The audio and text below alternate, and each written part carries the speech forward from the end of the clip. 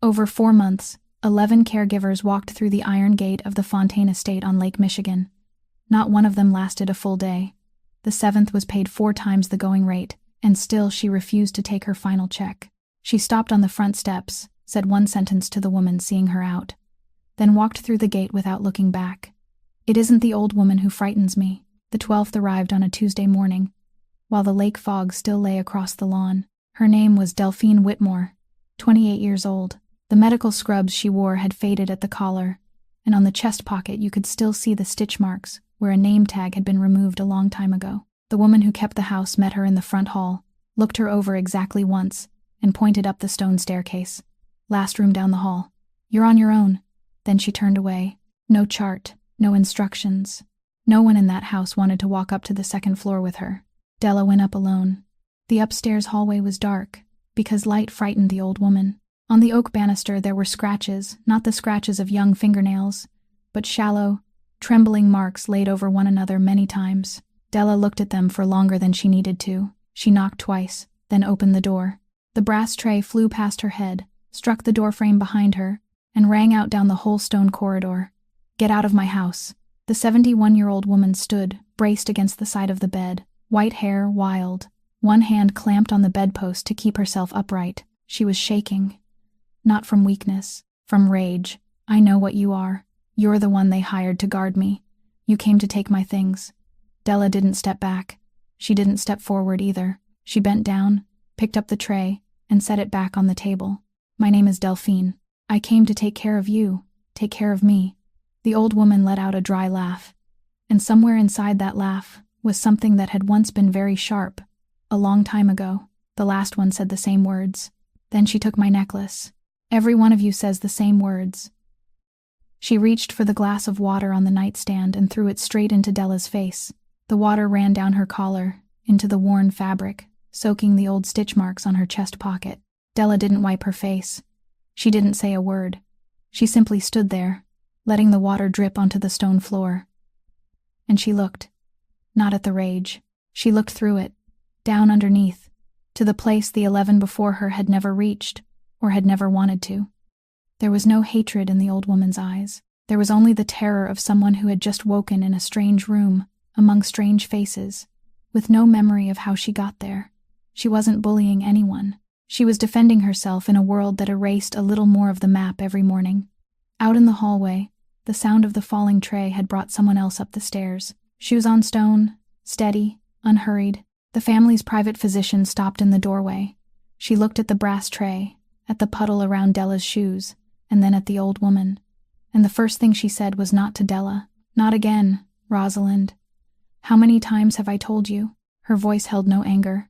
It was tired. It was familiar. It was the voice of someone who had done this exact thing 100 times, in this exact room, with this exact woman. Then she turned to Della. "Step aside. She's agitated. I can handle it." The old woman heard that. Her whole body went rigid.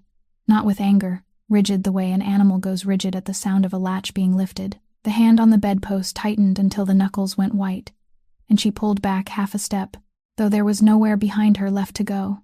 And Della understood something that turned the blood cold in her spine. The old woman wasn't afraid of strangers. For 4 months, every time she raised her voice, every time she resisted, every time she tried to tell someone she didn't understand what was happening to her, a needle came.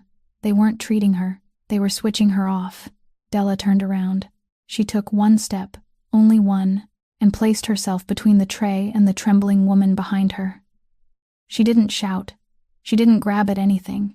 She simply stood in that spot, and stayed there. The light from the room's only window fell across her face at an angle. The doctor looked at her, and for one very short moment, both women recognized each other. They had stood facing one another once before, 4 years earlier. In another city, 900 miles from here, in a hospital room both of them had prayed the world would forget.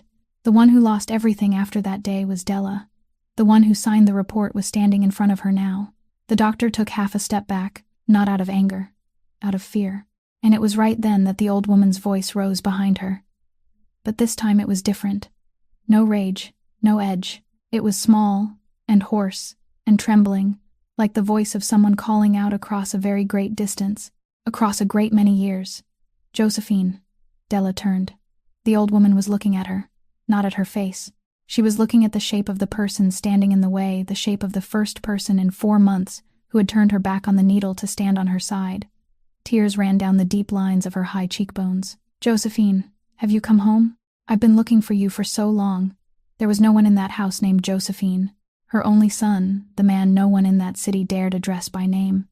The man without whose nod not a single crate moved through the South Harbor, had never once heard that name in his entire life. But the old woman had called it out every night. For 4 months, in a dark room her son never entered, and in her trembling palm, closed so tightly no one could pry it open, was a tarnished brass button, the one thing she never let go of, not even in her sleep. It had been in her hand for 52 years. If this story moves you, please leave a like, share it with someone you love, and subscribe to our channel so you never miss a story like this one. Della said nothing. She didn't correct the name. She didn't repeat her own name a second time. She simply allowed the question to remain between them, neither answering nor denying it. And within that silence, the old woman gradually stopped trembling. In the doorway behind them, the doctor was still standing with the tray in her hands. She waited. She waited for what always happened at this moment, what had happened hundreds of times in this room. The caregiver would step aside, she would come forward, and within a few minutes, everything would be quiet again. But the woman in the faded medical uniform didn't step aside. She didn't look behind her. She simply remained exactly where she was and didn't move. "You're standing in the way of my work." Della still didn't turn around. Her voice was soft, loud enough for the person behind her to hear, but not loud enough to startle the woman in front of her. She just stopped crying. "If you come in now, everything will start all over again." The doctor opened her mouth as though she meant to say something more, then stopped. Perhaps it was because the room had fallen silent. Perhaps it was because, for the first time in 4 months, no one was screaming, nothing was being thrown, and anything she did now would make her the one who broke that silence, not the one who restored it. She stared at Della's back for a while longer. Then the sound of her shoes against the stone floor gradually faded toward the staircase. The tray left the room untouched, exactly as it had been when it was carried in. It was the first time in 4 months that it happened. Della waited until the footsteps had disappeared completely. Only then did she turn around. The old woman was still leaning against the bed frame, one hand gripping the bedpost while the other clutched something tightly inside her palm. Her tears had dried into faint trails upon her cheeks. Her eyes were searching the room for something she couldn't find. Della didn't approach her. She did something else. She pulled the armchair from the corner closer, placed it about 3 steps from the bed, and sat down. She didn't lay a hand on the woman. She didn't try to soothe her. She didn't say a word about how she ought to lie down or drink some water. She sat there with both hands resting in her lap, and she waited. The silence stretched on. Beyond the only window, the mist over the lake had lifted, and the light changed color upon the stone wall. The old woman remained standing. Then her legs grew tired. Slowly, she sat down on the edge of the bed, one hand still clinging to the bedpost, as though she feared the room might drift away if she let go. She looked at the woman sitting silently 3 steps away. "You're not leaving?" Della shook her head. The old woman watched her for a very long time. Then her gaze slipped away in search of something else, and never returned. She lay down. She didn't pull the blanket over herself. Della didn't pull it over her either. She didn't rise from the chair. The breathing of that 71-year-old woman gradually slowed, grew heavier, and at last became steady. Her right hand remained closed around whatever she was holding. Her fingers clenched even in sleep, so tightly that the bones of her knuckles rose white beneath her thin skin. Della remained still for a while longer. She looked at that hand. She didn't try to open it. Then she took a small notebook with curled edges and a pen from her pocket. She opened it to the first blank page. She wrote 1 line about how the old woman had awakened before the mist had lifted and fallen asleep again just as the light changed color upon the wall. She wrote 1 line about what had driven the woman into panic, and it wasn't a stranger. She wrote 1 line about what had calmed her, and it wasn't medicine.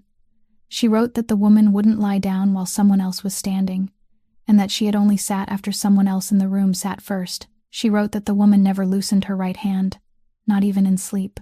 There, Della's pen came to a stop.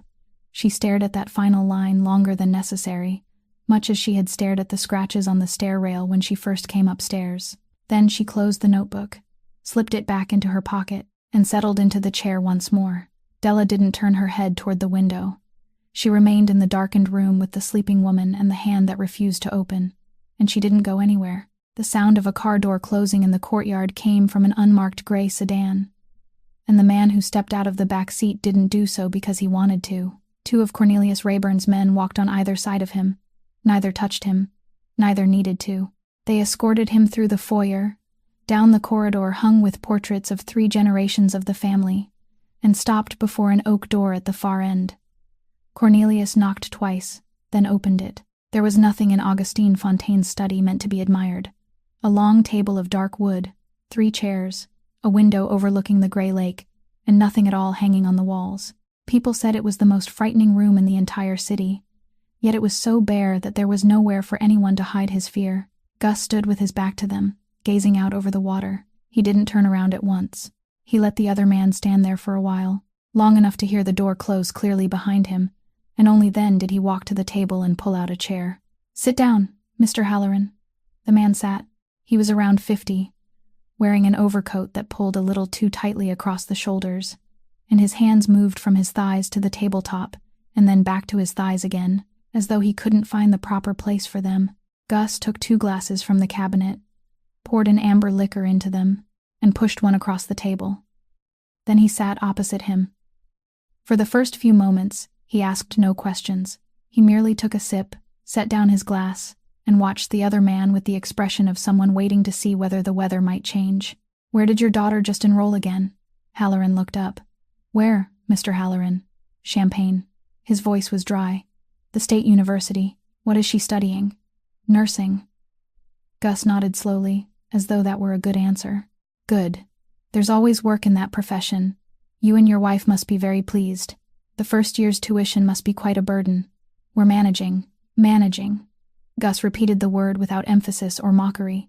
He turned his glass in a slow circle on the tabletop. 3 weeks ago, someone sent out a photograph of my mother's medical records. Not the originals.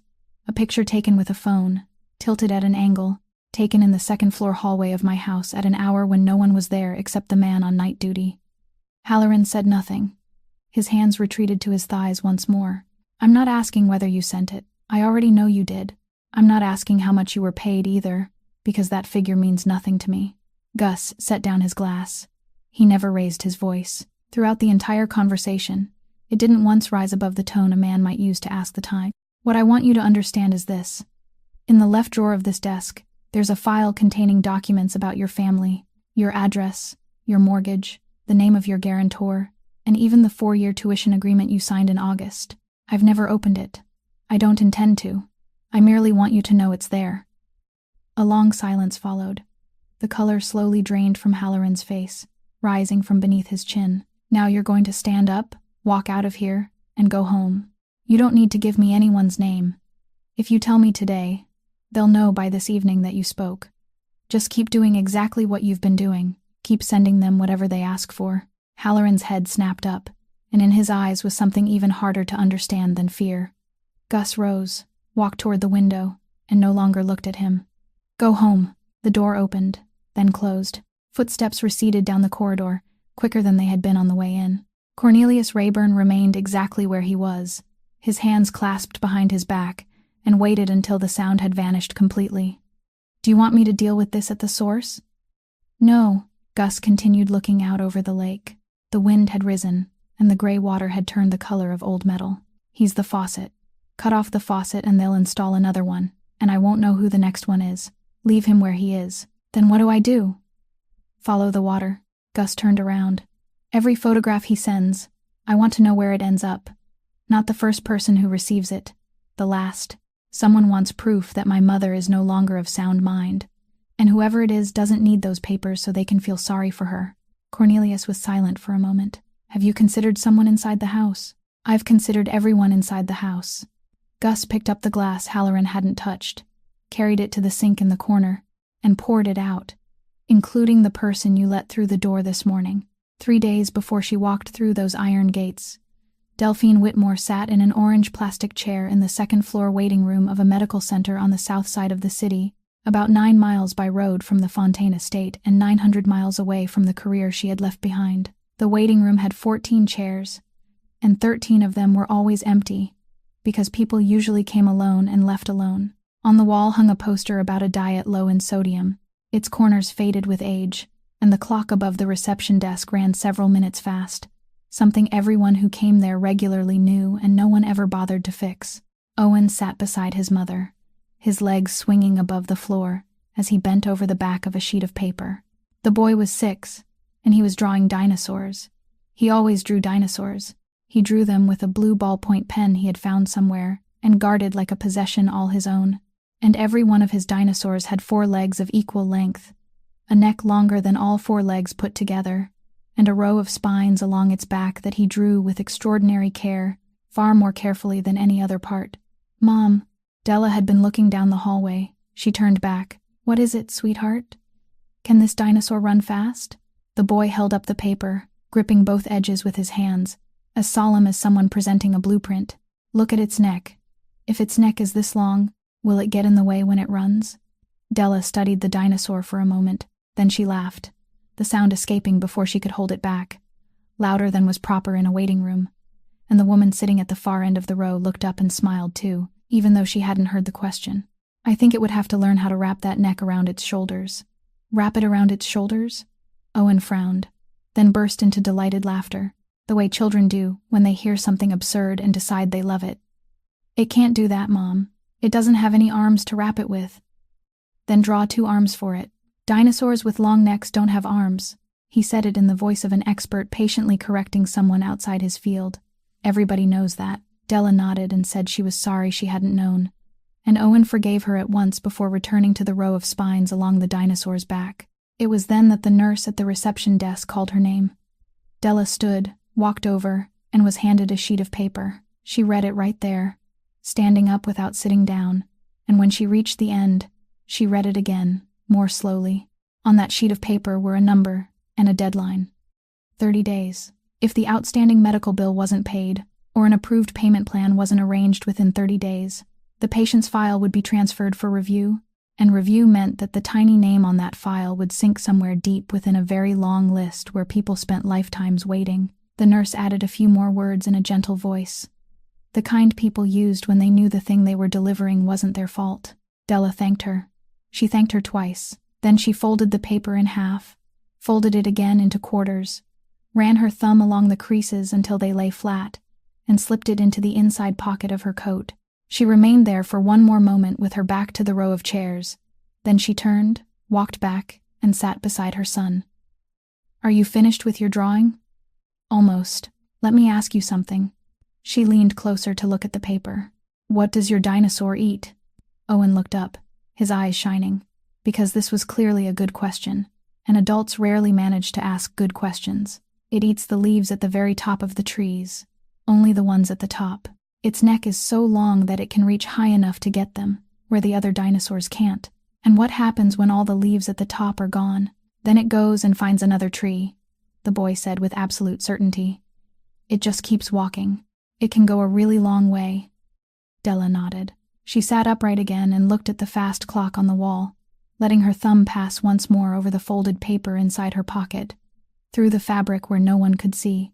"Then you and I are just like that dinosaur," she said. "We only eat the leaves at the top too, because everything down low is already gone."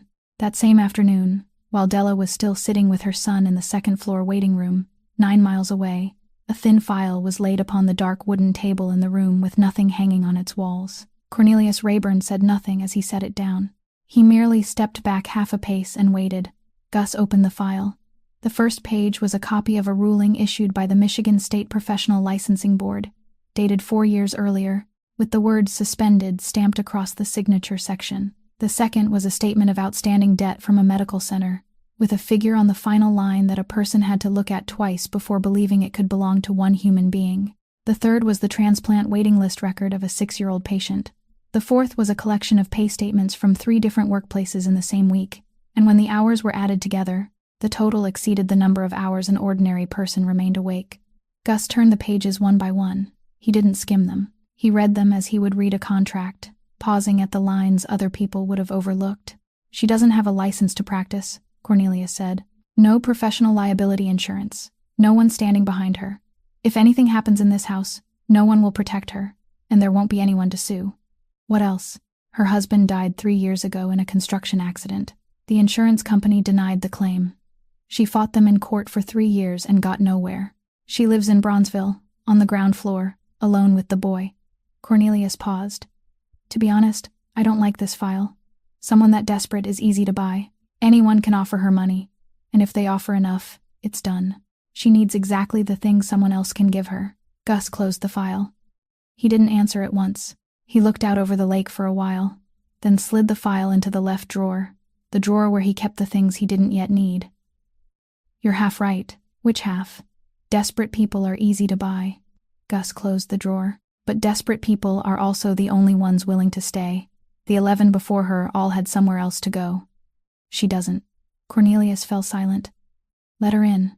3 days later, after that woman had stood inside the darkened room on the 2nd floor and sat in the chair 3 steps from the bed, the first thing she did after the old woman fell asleep wasn't to go looking for someone to report to. She went downstairs to the kitchen, asked to borrow a roll of masking tape and a broad-tipped marker, then went back upstairs. The woman who managed the house handed them to her without asking what they were for, perhaps because she didn't care. Della tore off pieces of tape one by one, wrote on them in large capital letters, and placed them throughout the 2nd floor. On the door nearest the bed, she put up a note that said this was the bathroom. On the bedroom door, she placed one that said this was Aunt Rosalind's room. On the wall at the end of the hallway, in the first place someone would see upon stepping out of the room, she placed a larger note that said, today was Tuesday. On the door leading to the rear wooden staircase, she put one that said this way led down to the garden. She placed a note on the wardrobe. She placed one on the water pitcher. She put a small one on the bedside lamp switch, with the words light and an arrow pointing upward. By afternoon, the entire 2nd floor of a mansion worth several $1 million, with its imported stone floors and century-old oak banisters, looked like a warehouse where the inventory had just been checked. Some people passed by, saw it, and stopped. Someone told another person downstairs in the kitchen that the new girl probably wasn't right in the head. Someone else said, just wait and see. She would be gone by tomorrow too. They all left eventually, and then someone would have to peel all those scraps of paper down. Della heard every word. She didn't argue with any of them. She simply went upstairs and placed the final note on the inside of the bedroom door, at the eye level of someone sitting on the bed, and on it she wrote a single sentence, saying that if Aunt Rosalind felt afraid, she should press the red button beside the bed, and someone would come upstairs. Then Della sat down, opened her notebook, and added a few lines. That night, sometime around midnight, a faint sound came from inside the room. Della woke in the armchair. She didn't turn on the overhead light. She merely turned her head. The old woman had sat up. She didn't call for anyone. She didn't panic. She sat on the edge of the bed for a while, looking around the darkened room, and then she saw the white note on the nearest door, the one bearing large capital letters beneath the glow of the bedside lamp. She stared at it for a long time. Then she pressed her hands against the edge of the bed, rose to her feet, and walked over there on her own. The door opened, then closed again. Della didn't get up. She didn't follow. She sat motionless in the darkness with both hands resting in her lap, listening to the water running in the adjoining room. And for the first time in 3 months, that 71-year-old woman had walked by herself from her bed to the door, 4 steps away without calling for anyone. The next morning, after the story of the notes taped to the walls had made its way from the kitchen to the laundry room and then down to the garage, Theodora Braxton knocked on the door of Augustine Fontaine's study. She wasn't carrying her medical bag. She carried a slim leather briefcase, wore her overcoat as though she were about to leave for somewhere, and held a printed sheet of paper in one hand. Gus invited her to sit. She sat down, placed the paper on the desk, and pushed it toward him. I'm resigning. He didn't pick up the paper. He merely looked at it, then at her. Go on. I've served your family for 4 years. I have no complaints about the way you've treated me, and I have no intention of making things difficult for anyone. Her voice was calm and clear, the voice of someone who had rehearsed every word in the car. But since yesterday, the situation has changed. The woman directly caring for your mother doesn't have a license to practice. I'm not saying she's incompetent. I don't know whether she is or not, and that is precisely the problem. Gus remained still. On paper, I am the patient's attending physician. Every clinical decision made in this house bears my signature. That means if your mother falls during the night, if she chokes, or if anything happens to her while the person beside her isn't a licensed medical professional, I'm the one who will have to appear before the board and explain. Not her. She has nothing to lose, because she's already lost it. I still do. Braxton straightened in her chair. I'm not asking you to dismiss anyone, Mr. Fontaine. This is your home, and she is your mother. You have the right to allow anyone you choose onto the second floor. I'm simply no longer willing to put my name beneath that risk. So I'm resigning. It was a clean move. She hadn't mentioned a single name, only a professional title. She hadn't said one word about the past, not one word about the hospital, the report, or anything that had happened in a city 900 miles away. She hadn't attacked anyone. She had simply placed a choice on the table and wrapped it in language no one could fault. Either the woman in the faded medical uniform left the second floor, or the family's private physician left the house. In 4 years, no one had ever chosen the second option. Gus picked up the paper. He read it slowly from top to bottom, exactly as he had read another file in this same room 3 days earlier. Then he set it down, opened the drawer on the right, and took out a pen. All right. He signed it. You may leave. The silence that followed lasted long enough for them to hear the wind striking the window frame overlooking the lake. Braxton didn't move. The color slowly drained from her face, exactly as it had drained from Halloran's the day before, and for one brief moment, the composure she had carried into the room cracked in one very small place around the corner of her mouth. Mr. Fontaine, leave your handover notes for your successor. Cornelius will take care of the rest. I'll pay you for the full 3 months. You haven't understood what I mean. I understand exactly what you mean. He pushed the signed paper back toward her. You said you didn't want your name attached to the risk. I respect that. Now you won't have to sign anything anymore. She stared at the paper lying between them. She stared at it far longer than someone who had just gotten what she wanted needed to. Then she reached out, not to pick it up and take it with her, but to push it back toward him. I withdraw my resignation. Gus didn't ask why. He didn't raise an eyebrow. He showed no surprise, no satisfaction, nothing at all. He merely looked at the hand, pushing the paper back toward him. And he remembered it. I overstated the situation, Braxton continued, and her voice was a little quicker now than it had been when she entered the room. Your mother is at a delicate stage. Changing physicians at this point would be harmful to her. I allowed my emotions to guide me, and that shouldn't happen to someone in my position. I apologize. Then you'll stay? Yes, good. Gus picked up the resignation letter, folded it in half, and placed it in the drawer on the left. Not the drawer on the right where he kept his pens. The drawer on the left, where he kept the things he didn't yet need. There will be one small change in this house beginning today, he said. From now on, every dose of medication prescribed for my mother must bear a second signature before it is administered, the signature of the person directly caring for her. You prescribe it, that person signs for it, and records the exact time. Without a second signature, no dose leaves the cabinet. Braxton stood. She picked up the leather briefcase, and her hand was perfectly steady, because she was an intelligent woman, and intelligent people knew how to keep their hands steady at precisely the moment it mattered. Whom do you want to sign? Gus turned his chair toward the window. The person you just said has nothing to lose. That afternoon, Cornelius went upstairs and told Della that the boss wanted to see her in his study.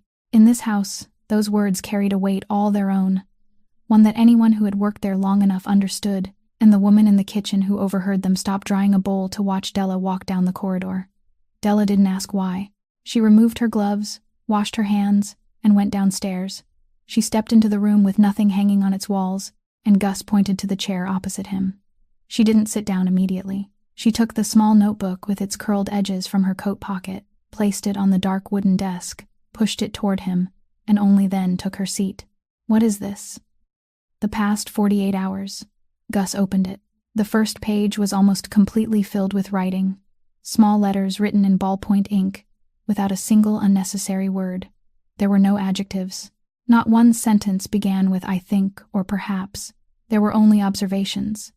She wakes before the mist clears and falls asleep again when the light changes color on the eastern wall. She won't lie down while someone is standing in the room. She sits within a short time if someone sits down first. A door slamming startles her, but running water doesn't. She eats if the food is placed on her left, and leaves it untouched if it is placed on her right, because her right hand won't open. She drinks all her water if the glass has no lid, and won't touch it if there is one. She panics when 3 or more people are in the room at once. She panics when the overhead light is switched on suddenly. She panics when she hears metal striking metal in the hallway, and that panic lasts longer than all the others. She doesn't panic when someone sits quietly. The second page held a table drawn by hand and divided into columns, recording every time she had awakened during the night, with the reason she had stopped beside it whenever Della had been able to determine one, or a blank space, if she hadn't. 4 spaces had been left blank. Della had underlined all 4. The third page contained a list of words the old woman had spoken on her own without anyone asking her a question. Copied exactly as she had said them, without interpretation. Gus turned to the 4th page and remained there for a long time. He asked nothing. He turned back to the first page and began reading again from the beginning, more slowly than before.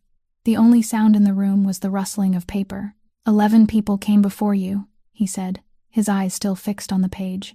Not one of them ever gave me anything like this. Yes. You knew that? I knew because I asked. Della sat upright with both hands resting in her lap. Before I went upstairs, I asked whether there were any observation records. They told me there weren't. They weren't hiding them. There truly weren't any. Gus looked up. Why do you think there weren't? Because watching someone is easy, but understanding them takes time. She spoke without emphasis, as though she were reading another line from the notebook itself. To watch someone, you only have to sit in the room and make sure they don't go anywhere. Anyone can do that, and anyone can do it for a day. But if you want to understand them, you have to sit there long enough to notice what repeats itself. You have to be wrong a few times and record where you were wrong. That takes many days. And people only spend many days on something they believe can still be saved. Gus placed the notebook on the desk. And you believe she can. I'm not saying she'll recover. She won't. I know that, and so do you, Della said. But there is a space between not recovering and no longer being worth the effort. For the past 4 months, this house has treated those 2 things as though they were the same. In that room, with nothing hanging on its walls, the man whom no one in the entire city dared address by name sat motionless for a long time. He didn't look at her. He looked at the notebook lying between them, that cheap little object with curled edges, the only thing a hired employee had ever carried into this room and placed before him. Outside, the wind changed direction, and the lake changed color. You'll stay. Della nodded. She stood and reached for the notebook. Leave it here. Her hand stopped. I need it to continue my notes. Then buy another one. Gus opened the drawer on the right, took out a pen, and placed it on top of the notebook without pushing it toward her. Beginning today, every dose of medication prescribed for my mother must have a second signature before it can be administered. Yours, Dr. Braxton prescribes it, you sign for it, and you record the exact time and dosage. Without your signature, no dose leaves the cabinet. Della looked at the pen. Have you told Dr. Braxton yet? This morning. What did she say? Gus turned his chair toward the window and didn't answer. That weekend, the neighbor who usually watched Owen for her had the flu, and the boy had been running a slight fever since the night before. Nothing serious, just enough for his teacher in the extended day program to call and say it would be best to keep him home that day. Della stood in her kitchen for a long time with the phone in her hand. There was no one else she could call, but she couldn't stay away either. Not because she was afraid of losing her job, but because inside that house was a woman who had begun to sit down whenever someone sat before her, and she wouldn't understand why the chair was empty today. So Della brought her son with her. She didn't take him through the main hall. She went around to the rear gate, crossed the gravel path, and led him into the greenhouse at the far end of the garden, an old structure of iron frames and weathered glass that no one had used in a long time, where only a few pots of ferns and a row of wild climbing tomato vines remained. There was sunlight inside. It was warm. No one ever passed through. She spread her coat across the wooden bench, placed a box of colored pencils and a stack of blank paper on the table, poured water into a cup, and set it beside the boy's right hand. Sit here and draw. I'll be working right outside that door. All you have to do is look up, and you'll see me. I'll be able to see you too. Owen nodded, already bent over the paper before his mother had finished speaking. The greenhouse door had 2 large panes of glass that looked directly onto the rear courtyard, and from where Della worked on the kitchen steps, she could see her son from head to toe, never letting him out of her sight for long. She was hanging towels to dry when she heard the back door open. Rosalind had come out into the garden. She walked slowly, one hand feeling its way along the wall. Her right hand closed as it always was, and she was moving toward the greenhouse. Della set down the basket of towels immediately. She followed without running or calling out. then stopped a few steps behind the old woman, close enough to reach her, and remained there from that moment onward. Rosalind reached the greenhouse door and stopped at the threshold. She didn't go inside. She looked through the glass at the brown head bent over a sheet of paper in the sunlight, then slowly sat down on the step with both hands braced against her knees. She stayed there and didn't move any closer. Owen looked up. "Hello, ma'am." Della remained exactly where she was, a few steps away, and said nothing. The old woman looked at the boy. "What are you doing?" "I'm drawing a dinosaur." Owen turned the paper around and held it up with both hands, the way he always did when presenting a blueprint. "This one has a long neck. It only eats leaves from the tops of trees, where the other dinosaurs can't reach. Look at this row of spines along its back. That part took me the longest to draw. That's a lot of spines." "It needs a lot of them to look good, ma'am." "Can it run fast?" The boy let out a breath, the sort of sigh an expert gave when confronted with the same question people outside his field always seem to ask. "Everybody asks me that. The other day, my mom said its neck was so long that it would have to wrap it around its shoulders when it ran. But it doesn't have any arms, so how could it wrap its neck around anything?" The old woman looked at him. Then she laughed. It wasn't a loud laugh.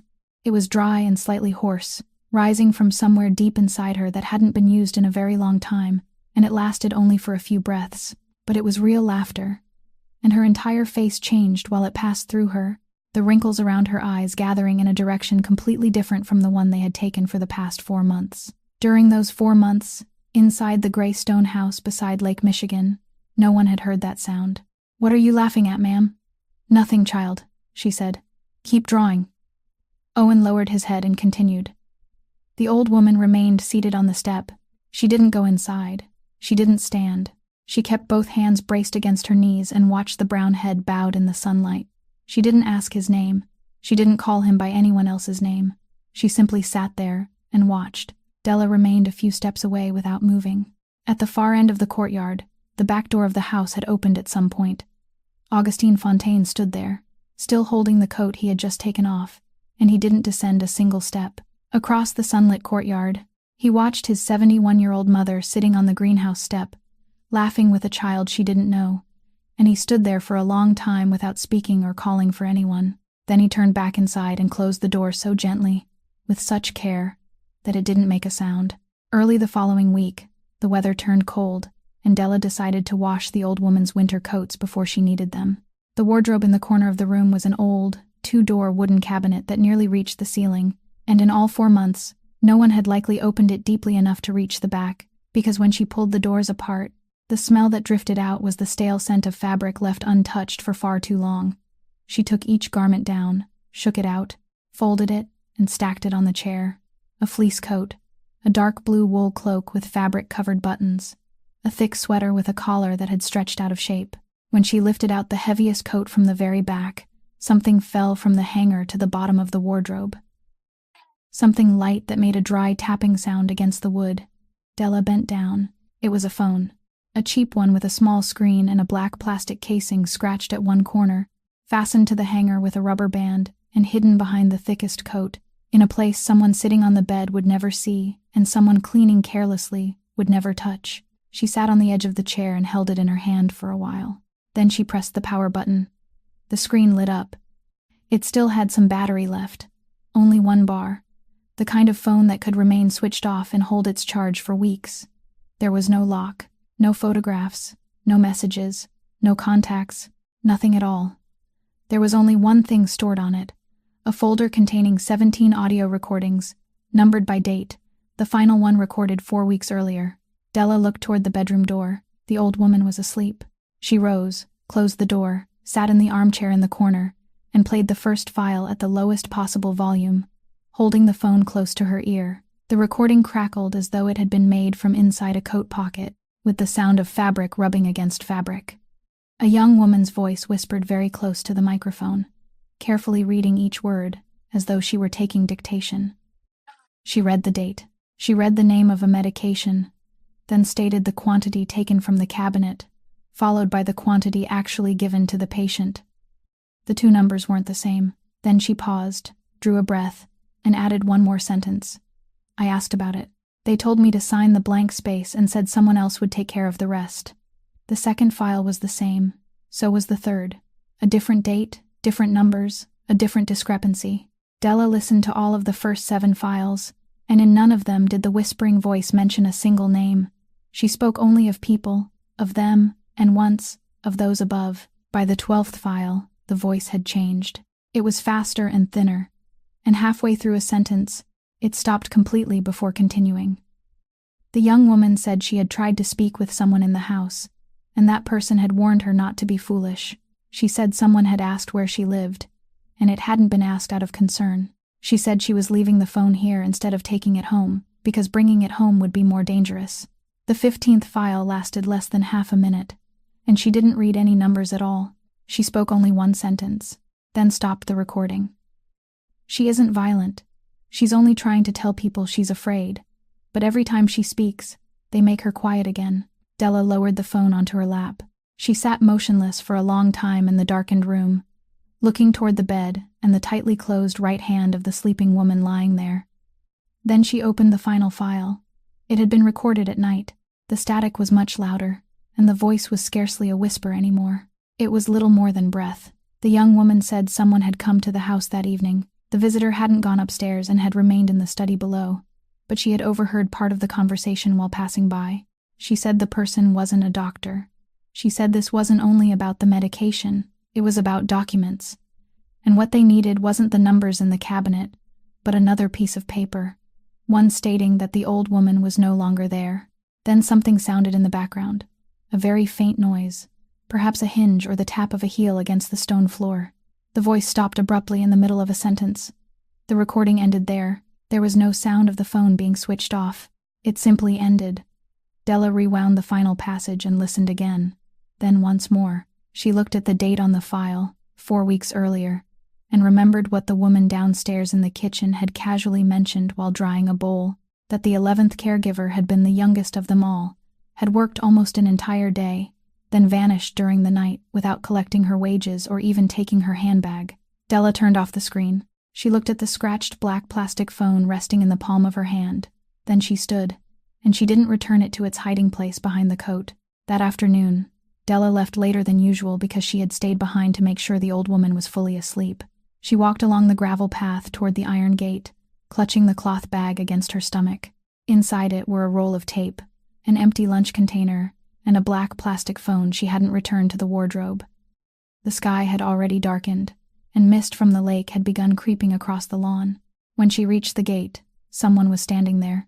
A woman in her late 40s, dressed in a heavy cloth coat, stood slightly to one side of the stone gate post, in the one place the camera mounted above it couldn't reach. She hadn't rung the bell. No one knew how long she had been waiting. "Are you the new one?" Della stopped. "Yes. How long have you been working here?" "More than a week." The woman nodded slowly, as though that length of time meant something only she understood. She glanced over Della's shoulder toward the illuminated windows of the gray stone house, then lowered her eyes again. "I worked here before you, not the one immediately before you, the one before her." Della didn't ask which number she had been. She didn't need to, because in those 4 months, only one person had left this house and refused to accept her final check, and the kitchen staff still spoke of it as though it were something strange. "I'm not going inside," the woman said quickly, "and I don't intend to talk for long. I was passing by, and I thought I should wait." She took a piece of paper folded in half from her coat pocket, its edges slightly crumpled as though she had been holding it for a very long time, and pressed it into Della's hand. She didn't release her immediately. She held Della's wrist for another moment and looked directly into her face. "Read it when no one is around." Then she let go, pulled up the collar of her coat, and walked away. She moved quickly toward the end of the road without looking back, and her figure disappeared into the mist before Della could say a word. Della didn't open the note there. She walked to the bus stop, sat on the bench beneath the shelter, and only after the second bus had passed without her boarding did she unfold it. There was only one line written in ballpoint pen, the handwriting hurried. "Count the pills. Don't trust the log." The next morning, Della arrived earlier than she was scheduled. She went straight to the wall-mounted medicine cabinet in the inner room, the one secured by a combination lock whose code she had been given the week before. Because every dose removed from it now required her signature, she opened it. A set of weekly medication logs was clipped to the inside of the cabinet door, each line listing the date, the name of the medication, the quantity dispensed, and 2 signature boxes. She turned back to the records from 4 weeks earlier, before she had even arrived, and began doing what no one had done during the past 4 months. She added. She calculated the total number of pills recorded as dispensed in the logs. Then she took another sheet of paper and calculated the total number of pills the old woman had actually taken, according to what Della herself had written in her notebook from the very first day. The time, the quantity, each entry checked against the medication remaining in the blister packs inside the drawer. For the period during which she had been there, the work was easy because she had recorded every dose. For the time before her arrival, she counted another way. She counted the empty blister packs in the medical waste bin that hadn't yet been removed, counted the unopened packs still inside the drawer, then compared them with the manufacturing dates printed along their edges and the most recent purchase invoice clipped behind the medication logs. She worked throughout the morning, sitting on the floor before the open cabinet with 2 sheets of paper resting on her lap. By the time the light changed color on the eastern wall, she had 2 numbers. They weren't the same. They weren't merely a little different. The number recorded in the logs was far greater than the actual number. So much greater that if the old woman had taken all the missing pills, she would have lost the ability to sit upright long ago, and so great that it couldn't possibly have been the mistake of someone writing in haste. Della sat motionless on the floor. She thought of the 17 recordings on the black plastic phone, of the whispering voice clearly speaking 2 unequal numbers into a microphone hidden inside a coat pocket, and she understood that the young woman had sat in this exact place and performed this exact calculation 4 weeks before her. She looked at the second signature box at the end of every line, the box that had carried her name since the previous week. During the 4 months before that, it had either been left blank or contained the hurried scrawl of whichever caregiver was on duty, signing the empty space without counting anything at all. Sign, then leave, then the next person signed. Della folded both sheets of paper and slipped them into the inner pocket of her coat, the same place where, 4 weeks earlier, she had put another piece of paper bearing the words 30 days. She closed the cabinet and turned the combination lock. Then she remained there a little longer on the cold stone floor, and the only question in her mind wasn't who had signed the logs, but where all those missing pills had gone. That evening, the fog settled more thickly than usual, the kind that rolled in from Lake Michigan late in the afternoon and turned the streetlights into murky halos with no center. Della followed her usual route toward the bus stop, the 2 sheets of paper bearing 2 unequal numbers tucked inside her coat pocket, and she had walked about half a block when she heard a vehicle slowing behind her. The black SUV didn't pass. It moved alongside her, about 3 feet from the curb, matching the pace of her footsteps exactly, and continued that way for a long stretch before the rear window lowered. Della didn't turn her head. She kept her eyes straight ahead and continued walking. Miss Whitmore. She kept walking. That place isn't for you. Don't go back tomorrow. Pretend you never walked through that gate. The voice was calm and carried no threat. The voice of someone delivering another person's message and wanting to finish the task quickly. Someone understands your situation. They know what you need. They don't want to make things difficult for you. Something fell onto the sidewalk a few steps ahead of her, making the heavy, flat sound of thick paper striking wet concrete. It was a brown envelope with no stamp and no name, so thick that it couldn't lie flat and bowed upward in the middle. Della stopped. The SUV stopped too. She stood looking at the envelope through the fog, and in that silence, many things passed through her mind that no one else could see. The number on the final line of the debt statement, $61,000, the kind of number a person had to look at twice before believing it belonged to a single life. The sheet of paper folded into quarters with 30 days written on it, several of which had already passed. A brown head bowed over a piece of paper in a shaft of greenhouse sunlight, and a confident little voice insisting that it just kept going, that it could go very far. She stepped forward. She bent down and picked up the envelope. The person inside the SUV said nothing more. Della held it in her hand, walked another 4 steps to the public trash can, attached to the streetlight at the corner, and dropped it inside. She didn't look into it. She didn't open it. She didn't say a single word to the vehicle. She merely adjusted the strap of the cloth bag on her shoulder and continued toward the bus stop. The SUV remained still for a moment, then began moving again. It followed behind her for 3 blocks, neither faster nor slower, its headlights casting 2 murky yellow beams across her back the entire way. At the 3rd intersection, it turned away. Della boarded the bus and sat in the last row, and only then did she realize that both her hands were still gripping the strap of her bag. 3 days later, inside a warehouse in the Southern Harbor District, The driver of that SUV sat on a metal chair in the middle of a vast expanse of concrete and towering stacks of freight. No one had tied him up. No one had touched him. Cornelius Rayburn stood a few steps away, with his hands clasped behind his back, while Augustine Fontaine sat on the other side of a temporary wooden table, his elbows resting on its surface, his overcoat removed. A file lay on the table. "Your license plate appears in the city's camera system at 4 intersections on Thursday night," Gus said. "I don't need you to confirm that." The man said nothing. Gus pushed the file toward the center of the table but didn't open it. "This contains your home address, your wife's name, where she works, where your 2 children go to school, and what time they're dismissed. There are 11 years remaining on your mortgage, and it includes the name of the person who co-signed for you 6 years ago." He placed one hand on the cover of the file but didn't open it. "I haven't opened it once. I don't intend to. I put it here so you would know it exists." The warehouse was so quiet that they could hear water dripping somewhere behind the stacks of freight. "You weren't the one who came up with what happened Thursday night. You drove the vehicle and repeated someone else's words. I know that. I'm not interested in you." Gus removed his hand from the file. "Now tell me who gave you that envelope." The driver stared down at the concrete floor for a very long time. Then he spoke. He gave them a name, saying it so softly that his lips barely seemed to move. The way a person uttered a name when speaking it aloud was more dangerous than remaining silent.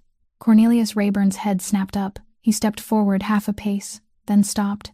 Gus didn't move. He remained seated with both hands resting on the table, and for so long that the driver began shifting uneasily in his chair, he said nothing at all.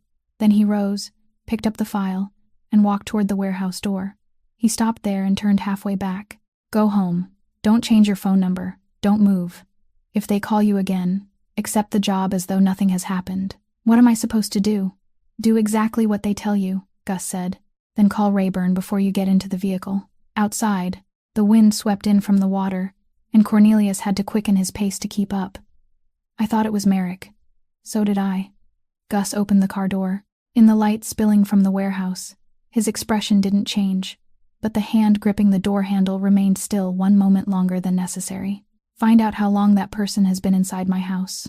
The following Monday morning, Theodora Braxton went up to the 2nd floor, carrying a freshly printed set of medication logs and a box of newly delivered medicine, and she arrived earlier than usual. Della was already in the room. She had finished making the bed and had written the first 2 entries of the day. The old woman sat beside the window with a thin blanket across her knees.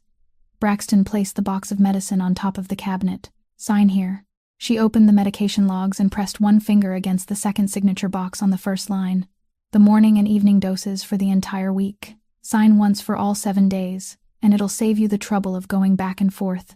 Della looked at the papers. She didn't take the pen. "I won't sign in advance for doses that haven't been given. This is standard procedure." "No, it isn't," Della said. "Mr. Fontaine said each dose must be signed for separately, with the exact time and quantity recorded. If I sign in advance for the whole week, then that signature doesn't mean anything." Braxton withdrew her finger from the paper. She looked at Della, and in that moment, something in her eyes hardened. "Do you know who you're speaking to?" "Yes, ma'am," Della replied, and she answered quickly, without the slightest hesitation. "I know very well." She walked over to the medicine cabinet mounted on the wall, turned the combination lock, and opened the door. Then she did something no one in the room had time to react to. She reached inside with both hands, gathered every blister pack of sedatives from the top shelf. All of them, the unopened packs as well as those that had already been partly used, held them against her chest, and walked straight into the bathroom. "What are you doing?" Della didn't answer. She stood over the sink and began opening the packs. She peeled them apart one by one, and the pills fell into the white porcelain basin with small clicking sounds. One pill after another, while she worked with the same calm deliberation of someone peeling an apple. Braxton came up behind her. "Stop that at once." Della emptied the final blister pack. Then she turned on the faucet. The water poured down hard, and within a few breaths, every pill was swept away, circling once around the drain, before disappearing. In that stone-tiled bathroom, only the sound of running water remained, along with 2 women, standing before an empty sink. "Do you have any idea what you've just done?" Braxton's voice had risen. "That was the property of this family. That was prescription medication. I'm reporting this right now." "Then report it, ma'am." Della turned off the faucet. She turned around, leaned back against the edge of the sink, and looked directly into the face of the woman standing before her. She didn't raise her voice. From beginning to end, her voice never once rose above the level a person might use in a room where someone was sleeping. "Do you know why I was brought before the board 4 years ago?" Braxton didn't answer. "It wasn't because I performed any procedure incorrectly. That night, I wrote in the shift log that the dose prescribed for bed number 4 didn't match the weight recorded in the patient's file, that I had called upstairs twice and no one had come down, and that I refused to carry out the order until someone confirmed it. I recorded the exact time. I signed my name beneath it. That was all I did." Water continued dripping from the faucet into the basin. The next morning, someone needed that log to disappear, because if it remained, someone would have had to answer for that dosage. But the cheapest way to bury a piece of paper isn't to tear it up. They don't tear it up. They only have to prove that the person who wrote it can't be trusted. Then the paper can remain in the file. No one has to destroy anything, and no one has to read it again. Della straightened away from the edge of the sink. "You were the one who signed that report, so I know you read the log. You're one of the very few people in this world who ever did." Braxton opened her mouth. Then she closed it again. She stood there with the medication log still in one hand, and for a length of time that became uncomfortable for both women, she couldn't utter a single word. It wasn't because she had nothing to say. It was because every sentence she could possibly say now would have to begin with an admission that she remembered. "I haven't told anyone about that for 4 years, Della said. "And I don't intend to tell Mr. Fontaine. What happened between you and me belongs to the past, and I haven't brought it into this house." She walked past Braxton, stepped out of the bathroom, and stopped in the doorway. "But the old woman sitting out there isn't part of the past. From this day forward, if you want even one pill removed from that cabinet, you'll prescribe each dose separately, record the reason for it, and I'll sign only after I've given it to her. Not before." She walked out. Behind her, the Fontaine family's private physician remained standing inside the stone-tiled bathroom before an empty sink, and only after a long while did she finally bend down to retrieve the medication logs that had slipped from her hand and fallen to the floor. That Wednesday night, Della stayed on duty because the old woman had awakened repeatedly for 2 nights in a row, and she wanted to record a complete sequence. She sat in the armchair in the corner of the room, the bedside lamp turned down to its dimmest setting, her new notebook open on her lap. Mrs. Rosalind had been asleep for a while. Then everything went dark. There was no explosion, no sound of an electrical short. The light simply vanished, everywhere and all at once, from the bedside lamp, from the glow beneath the hallway door, and from the tiny red light on the camera mounted in the corner of the ceiling, which had been blinking in the darkness for the past 4 months. The room fell into complete darkness. Della rose immediately. She reached into her coat pocket for her phone, and during those few seconds of fumbling, she heard the sound of bare feet against the stone floor. She switched on the light from her phone. The bed was empty. The bedroom door stood slightly open. Della stepped into the hallway and stopped. The second-floor corridor was long and pitch black, and at the far end lay the open landing where the stone staircase began descending to the floor below. The old woman was standing there. She stood at the very top of the stairs, her bare feet on the edge of the stone, her body swaying slightly forward, one hand groping through the air for something that wasn't there, while the other remained tightly closed. She didn't cry out. She only stood there, slowly turning her head from one side to the other. And in the darkness, the entire map Della had spent the past 2 weeks attaching to those doors had vanished. Not a single piece of paper could be read. Not one capital letter remained visible. Della didn't call out. She didn't run. She lowered her phone, turning the screen into her palm so that its light became only a dim haze spilling across the floor. And she took 2 very slow steps forward. Then she began to sing. She sang very softly, barely more than a breath-given pitch, the melody the old woman often hummed to herself in the afternoons while sitting beside the window, the melody whose opening notes Della had copied onto the 3rd page of her notebook because she didn't know the name of the song. She sang it without words. At the end of the hallway, the silver-haired head stopped turning. Della took another step and continued singing, holding the same pitch, never quickening the pace. The old woman turned fully toward the sound. Her bare feet moved several inches away from the edge of the stone. Della stepped backward. She moved away instead of approaching. She stepped back and continued singing, and the dim pool of light in her palm moved with her, and the old woman followed it by 1 step. Then Della took another step backward.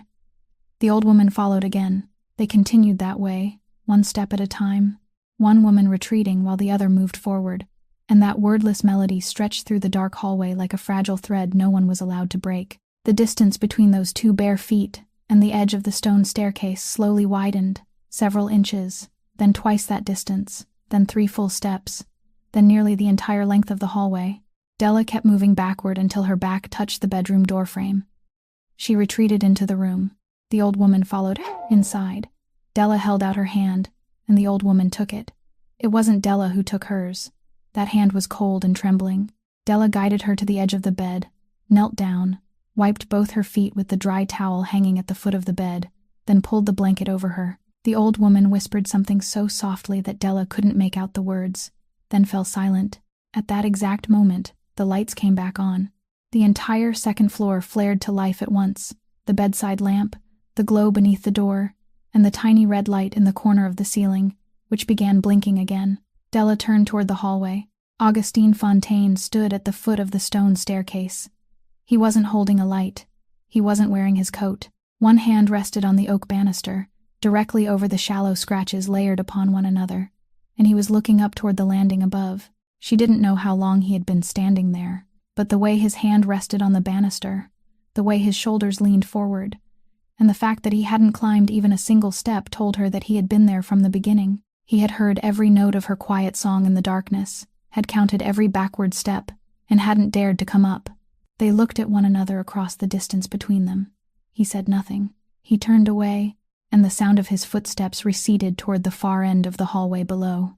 The following morning, Cornelius Rayburn went upstairs to inspect the electrical system.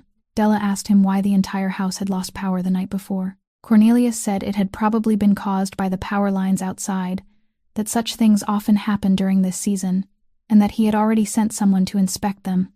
There was nothing unusual. She asked him where the main circuit breaker was located. He said it was in the electrical cellar behind the garage, secured by an outside lock, and that he was the one who kept the key. She thanked him.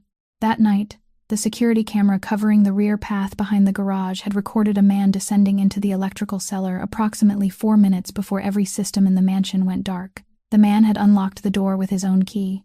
That man was Cornelius Rayburn. The following evening, after the old woman had fallen asleep, Della stepped onto the second-floor balcony to hang several towels out to dry. The balcony was narrow, running along the back of the house, and from there she could look down upon the lawn as it sloped toward the lake, swallowed in darkness, with only the faint outline of the trees still visible. The fog was so thick that night that she couldn't see the surface of the water. She could only hear it. She stood there with both hands resting on the cold iron railing. A door opened behind her. Augustine Fontaine stepped outside without his overcoat, holding a cup of something that had already gone cold and that he hadn't touched. He stopped a few steps away from her. His face also turned toward the lake. The two of them stood that way for a long while without either one speaking. "Are you afraid of me?" Della didn't turn around. "No, sir." "Why not?"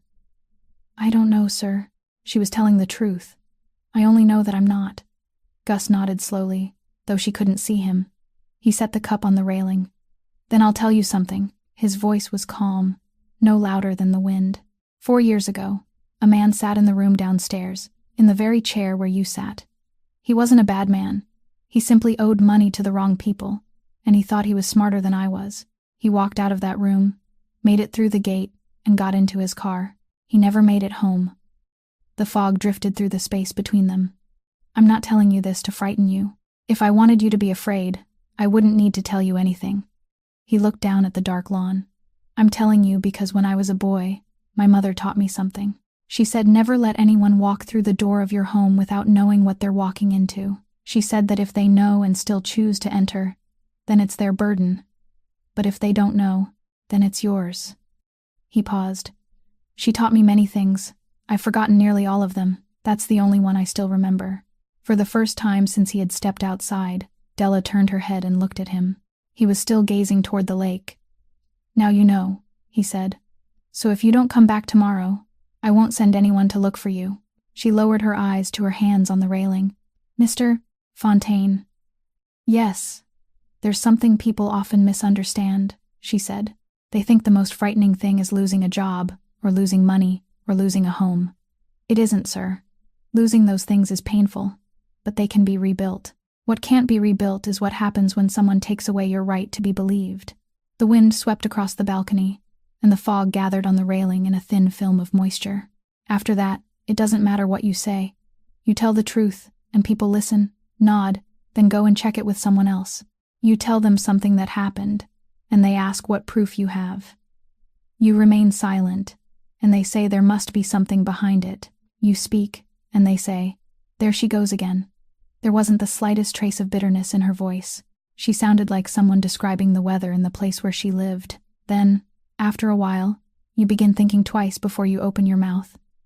That's where the greatest loss is. It isn't what other people take from you, it's what you surrender yourself.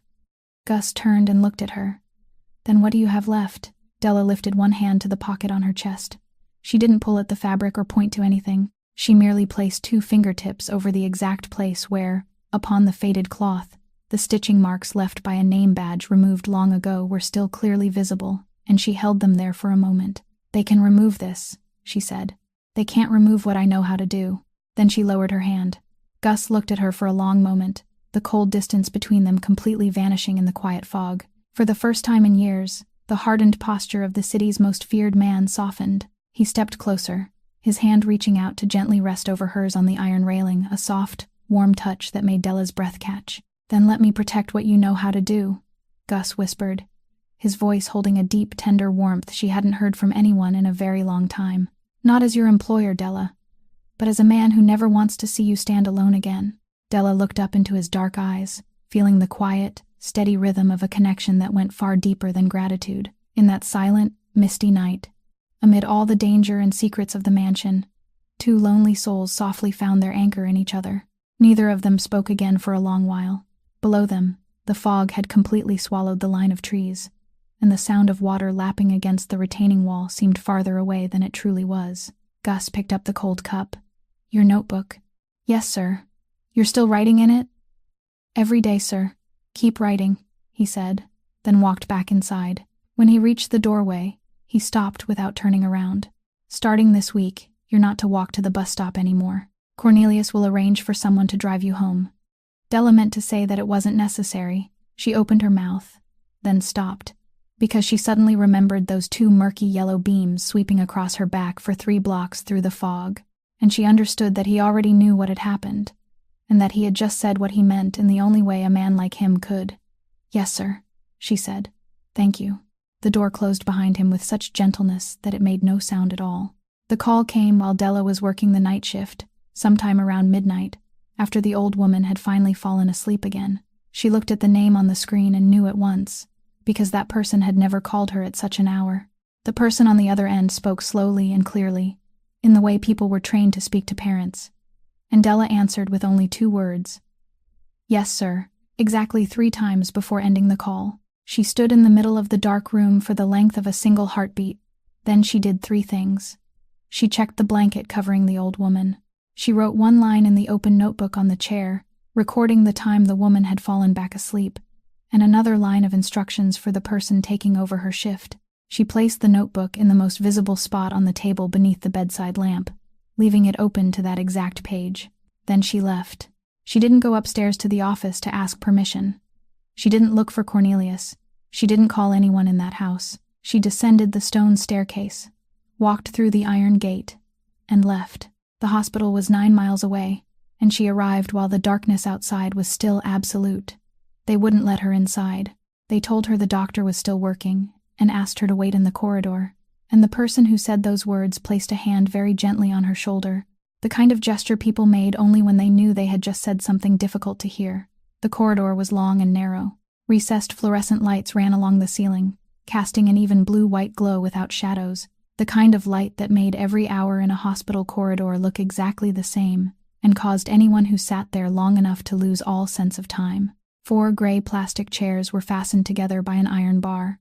Della sat in the second chair from the inner end. She kept her back straight and placed both feet close together on the floor. She didn't rise and pace.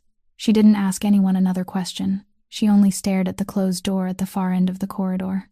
The door was white, with a small square window set high in its surface, and the light from inside passed through the glass, forming a dim square on the floor. Della counted the times that square darkened when someone walked past it on the other side.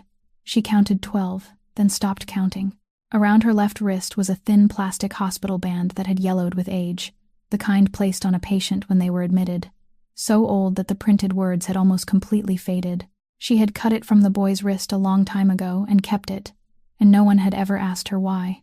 She sat in that corridor, rubbing her thumb slowly and steadily over the same section of plastic, again and again, until the place beneath her finger grew warm. A cart rolled somewhere in the corridor beyond. Someone asked another person a question, followed by a quiet laugh. The laughter of two people working the night shift and sharing a story that had nothing to do with her. An alarm sounded 3 times, somewhere in the distance, then fell silent. The blue-white light overhead never changed. Della didn't cry. She sat perfectly straight and didn't cry. And perhaps if someone had passed by and looked at her, they would have thought the woman in the faded medical uniform was merely waiting her turn to complete some paperwork, rather than waiting outside the one place a mother wasn't allowed to enter. Her thumb continued rubbing the plastic band. By the time the dim square of light on the floor had begun to fade beneath the gray dawn spreading beyond the window at the end of the corridor, the white door opened. Della sprang to her feet. The doctor stepped out and pulled his mask beneath his chin, and the first thing he said wasn't her name or some carefully chosen preamble. "Your boy is all right." Della couldn't speak. She only nodded, then nodded once more, and the hand that had been gripping the plastic band around her wrist finally loosened. "We're keeping him here a little longer for observation, but you can rest easy. The worst is over," he said. Then he laughed, the weary laugh of someone reaching the end of a long shift. "Oh, and he asked me to give you a message. He wants to know if you brought his colored pencils, because the dinosaur he was drawing the other day still needs a few more spines along its back." Della returned to the mansion at noon that day, her eyes still red from lack of sleep, and the moment she stepped through the iron gates, she knew something was wrong. No one would look at her. The woman who managed the household stood in the foyer and turned her face away as Della passed.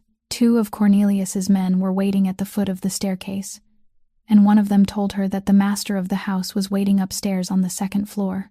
Mrs. Rosalind's door stood wide open. There were 4 people inside. The wooden cabinet with 2 doors in the corner had been pulled away from the wall, and behind it, built into the plaster, was a small safe that Della had never known existed during the 2 weeks she had worked in that room. The safe door was open. It was empty. "Stand there," Cornelius said. He didn't raise his voice. He merely pointed to a place on the floor, and she stopped there. Braxton stood beside the window, with her arms folded across her chest, and she said nothing. The old woman sat on the bed, with the blanket pulled up to her chest, her eyes moving from one person to another, understanding none of it. "This safe held the mistress's reserve cash, money kept for emergencies," Cornelius said, his eyes still fixed on Della. "It wasn't a small amount. This morning, every dollar was gone. The lock wasn't forced, the window is intact, the bedroom door wasn't broken open." He paused. "The camera in the 2nd floor hallway recorded nothing last night. The system shows that its signal was lost from midnight until morning." Della said nothing. "During last night's shift, you were the person in this room," he continued. "From midnight onward, no one else was here. You left without telling anyone, without asking anyone's permission, without calling a single person in this house. You left and then you returned, and between those 2 moments, no one knows where you were." He took her notebook from his pocket, the notebook she had left open beneath the bedside lamp. "The final entry records the time the mistress fell asleep again. There's nothing after that." Someone behind her murmured something, and another person answered, and Della clearly heard the words 61,000. She understood that her file, the file she hadn't even known had been kept in the left-hand drawer of the downstairs room since before the day she arrived, had now made its way through the entire house. The poorest person beneath this roof, buried beneath a debt large enough to make people look twice. A son who urgently needed money, and missing from her post on the very night the cameras went dark. "Speak," Cornelius said. Della looked at the empty safe set into the wall. "I didn't take it." "Then where were you last night?" "At the hospital." "Which hospital?" "The medical center on the south side of the city." "Who saw you there?" She opened her mouth, then closed it again. She thought of the long, narrow corridor beneath that blue-white light without shadows, the 4 gray plastic chairs fastened together, and how she had sat in the second one from the inner end from the hour when the darkness outside was still absolute until the window at the far end of the hallway began to turn gray. No one had asked her name. No one had written it down anywhere. Someone had merely placed a hand on her shoulder once, then walked away. I sat in the hallway, she said. They wouldn't let me inside. I sat there until morning. Can anyone confirm that? I don't know. Did you keep any paperwork? An examination slip? A bill? Anything at all? No, sir. I didn't complete any paperwork. I only sat there. Cornelius looked at her for a long while. He didn't appear triumphant. He merely looked like a man finishing a task that every piece of evidence in his hands had already completed for him. Della raised her head. She looked around the room once, meeting the eyes of every person there, and then she spoke, her voice perfectly steady. I didn't take it. But I have no way to prove that, she said. People like me never have a way to prove anything. Wherever other people go, someone sees them. Their names are written in a book. Someone remembers their faces. I sat all night in a hallway where no one cared enough to ask who I was. No one answered her. It was at that moment that footsteps sounded in the corridor. Augustine Fontaine entered the room. Everyone fell silent. He looked at the empty safe, at Cornelius, at Braxton, standing beside the window with her arms crossed, and then at Della. He didn't ask whether she had taken the money. He didn't ask where she had gone the night before. He didn't take the notebook from Cornelius's hand or look at it even once. He asked only one question, and he asked it in the calm voice someone might use to ask the time. Which room was your son in last night? Della looked up. For one heartbeat, she didn't understand what he was asking. Which room, Miss Whitmore? I wasn't allowed inside, she said. I only sat outside. 3rd floor, east wing, the white door at the end. Which chair? There were 4 gray plastic chairs fastened together. I sat in the second one from the inner end. Gus nodded once. Then he turned and walked out. Mr. Fontaine. Cornelius followed him into the hallway. What are you going to do? Gus didn't stop. He descended the stone staircase, crossed the foyer, and went outside. He didn't call for his driver. He opened the car door himself, drove through the iron gates, and traveled 9 miles south of the city. At the reception desk of the medical center, they told him that security footage was internal information and couldn't be released to outsiders. He didn't threaten anyone. He didn't give his name. He sat in the 1st floor waiting room for nearly 2 hours until the building's head of security came down to speak with him, and then he told the man that he needed to know only one thing. Between midnight and morning, in the 3rd floor corridor of the East Wing, had there been a woman wearing faded medical scrubs sitting in the 2nd chair from the inner end? No one in the Greystone mansion beside Lake Michigan knew where he had gone that afternoon, and he didn't offer a single word of explanation to anyone. Gus arrived home after dark, and before he could even climb the front steps, he saw 3 cars parked in the courtyard, lined up neatly with their lights still on, as though no one had felt the slightest need to hide. There were 6 people in the foyer. 4 wore suits, 1 wore a uniform, and the 6th stood in the center of the hall with both hands in his trouser pockets, gazing up at the portrait on the wall like a guest who had arrived early for the opening of a museum. Merrick Fontaine was 9 years older than Gus, nearly as tall, and he carried himself with the posture of a man who had practiced standing that way for many years, and still hadn't managed to make it look natural. "Hello, cousin." Gus didn't answer. One of the 4 men in suits stepped forward and held out a packet of stamped documents. "Mr. Fontaine, I'm the attorney, representing the petitioner. This is an emergency temporary guardianship order issued this afternoon by the Cook County Probate and Guardianship Court, effective immediately. Under this order, Mrs. Rosalind Fontaine has been determined to lack the capacity to make decisions regarding her residence and medical care, and temporary guardianship has been granted to Mr. Merrick Fontaine until the formal hearing." Gus took the papers. He read them. The first page was the order, bearing a case number, a signature, an official seal, and at the bottom, the name of the judge who had signed it, a name Gus knew. The second page was the petitioner's affidavit.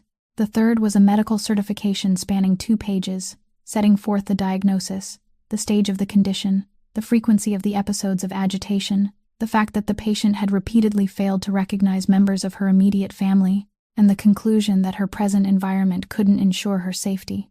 At the bottom of the second page were the attending physician's signature and medical license number, Theodora Braxton. Gus read the entire page. Then he read it again. No one in the foyer spoke. "When did she sign this?" "That isn't within the scope of what I'm authorized to answer," the attorney said politely. "You have the right to object at the hearing. The objection must be filed within 14 days. 14 days. Yes. Merrick was still studying the portrait on the wall. "Uncle Warren used to say that you should never fight where you aren't allowed to win," he he said without turning around. He taught both of us that. The difference is, you heard it and went out to buy the harbor, while I went to law school. Gus folded the papers. He didn't look at Merrick. He looked at the stone staircase leading to the second floor, where the glow of a nightlight cast a thin golden line beneath the door at the far end of the hallway. Our ambulance will arrive tomorrow morning, the attorney said. The receiving facility is in the suburbs and has a specialized memory care unit. Medical personnel will handle the transfer. I must make one thing clear to you, Mr. Fontaine, so there can be no unfortunate misunderstanding. Any action taken to obstruct the execution of this order, including refusing to open the door, will constitute interference with officers carrying out their lawful duties. It will be documented, it will be reported, and it will lead to an inspection. He paused for precisely one beat. An inspection of this house, of this house's books. That was the only sentence spoken the entire evening that made Merrick turn and look at Gus. Cornelius Rayburn stood at the foot of the staircase. He didn't step forward. He merely looked at Gus, and that look asked a question he didn't need to voice. The same question he had asked hundreds of times during his 30 years beside this family, and had always received an answer to within seconds. This time, no answer came. Augustin Fontaine stood in the middle of his own foyer, holding 3 sheets of paper. In this city, not a single shipment passed through the southern harbor without his approval. There were men who needed only to endure his silence for long enough before arranging to leave the state on their own. He had sat in a room with nothing hanging on its walls, and drained the color from the faces of grown men without raising his voice even once, and now he stood there with 3 sheets of paper in his hands, powerless to do anything at all. He couldn't tear them up. If he did, they would print another copy tomorrow. He couldn't buy the judge whose signature appeared at the bottom, because someone had already bought him first. He couldn't block the door, because blocking it would open another door to something else, something 3 generations of this family had spent a great deal to keep outside. He couldn't touch Merrick, because Merrick stood in the middle of that foyer with both hands in his pockets, and hadn't brought a single armed man with him, and that was precisely the point. Merrick hadn't come to take anyone away. He had come hoping someone would try to stop him. Tomorrow morning, the attorney said. We'll return at dawn. They left. The 3 car doors closed one after another in the courtyard. Tires ground against the gravel, and then there was silence. Gus remained standing in the middle of the foyer. He lowered his eyes to the 3 sheets in his hands one more time, the thinnest thing he had ever held, and very slowly closed his fist until the edges of the paper crumpled. Then he loosened his grip and smoothed them flat again. On the second floor, the thin golden line beneath the door at the far end of the hallway remained exactly where it was, knowing nothing at all. No one in the house slept that night, and since no one told Della to leave, she stayed. The matter of the safe still hung over her. No one had told her whether it had been resolved, and she didn't ask. She simply finished her work. Near dawn, after the old woman had sat up and moved to the window with a thin blanket across her knees, Della changed the bed linens as she did every day. She pulled the sheet free from all 4 corners, lifted the mattress to tuck the edges beneath it, and there, near the head of the bed, wedged between the mattress and the wooden frame, she felt something hard. It was a small notebook bound in dark blue cloth, its spine coming apart at the seams, the edges of its pages yellowed with age. Della picked it up. She looked toward the window. The old woman was still sitting with her back turned, her right hand clenched tightly as she gazed out at the lawn. Della opened the first page. The handwriting was beautiful, slanted, and perfectly even, the hand of a woman who had been carefully taught to write as a child and had written that way all her life. The first line bore a date from nearly 3 years earlier. Beneath it, she had written that the doctor had told her that day what she had already known since the previous summer, that she didn't intend to cry and hadn't cried, and that she had bought the notebook on her way home because she thought that if her memory was a house on fire, then she ought to throw at least a few things out the window before the flames reached them. She wrote that she wouldn't tell her son. Not yet. He had just lost his father. He was carrying the weight of the entire family on his shoulders while still in his 20s, and he would try to cure her with money. But this wasn't something money could cure, and she didn't want to see his face on the day he finally understood that. Della turned the page. The pages that followed were filled with notes. She wrote down the names of the household staff so she wouldn't forget them. She reminded herself that the door leading to the garden was on the right, not the left. She wrote down the recipe for the cake she always made at Thanksgiving, recording every detail carefully, then added one final line saying that the boy couldn't eat cinnamon, so she mustn't put any in. She wrote that she had asked someone the same question twice that day, and had only realized it when she saw the expression on their face. As the entries went on, the handwriting grew larger, and the words farther apart.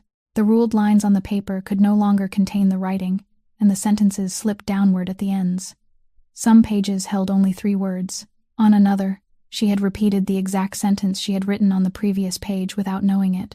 Near the middle of the notebook was an entry in which she wrote that she had sat for a very long time that day trying to remember her husband's name. She had remembered it eventually, but it had taken a long while, and she wrote that this frightened her more than anything the doctor had told her. Then came a page where the handwriting was suddenly clear and steady, as though that had been a good day. She wrote that there was something she had never told anyone, and she didn't know how much time she had left to tell it. She wrote the name of a hospital in New Orleans, a month, March, and a year. She wrote that they had told her the baby hadn't survived, but they had never allowed her to see the child's face, and for 52 years, there hadn't been a single day when she truly believed them. She wrote the name she had chosen for her child before giving birth. Della stopped reading. She lifted her eyes toward the back of the woman sitting by the window, toward the right hand that had remained tightly clenched for 4 months and that no one had been able to open. And for a very long time, she didn't turn the page. The final page containing writing held only a few lines. The handwriting there trembled badly and leaned to one side, with wide spaces between every word, written by a hand that could no longer hold a pen steady. She wrote that she had begun forgetting where she kept the notebook. She wrote that if one day she forgot everything, forgot the house, forgot the names, even forgot his face, then please tell the boy one thing for her: his mother hadn't gone anywhere. She had only lost her way. Della sat on the edge of the bed with the notebook open in her lap, and she remained there for a very long time. Outside, the sky had begun to turn gray, and down in the courtyard, she could hear people moving about as they prepared for the hour when the vehicle would arrive. She closed the notebook. She knew exactly what she was holding. She knew that this notebook contained dates, handwriting that had gradually changed over time, lucid pages interspersed among pages written in confusion, and that it was precisely the kind of evidence a 2-page medical certification could never provide. She also knew that she was still suspected of theft, that no one had cleared her of that suspicion, and that a wise person in her position would hold tightly to something like this and use it to bargain for something in return.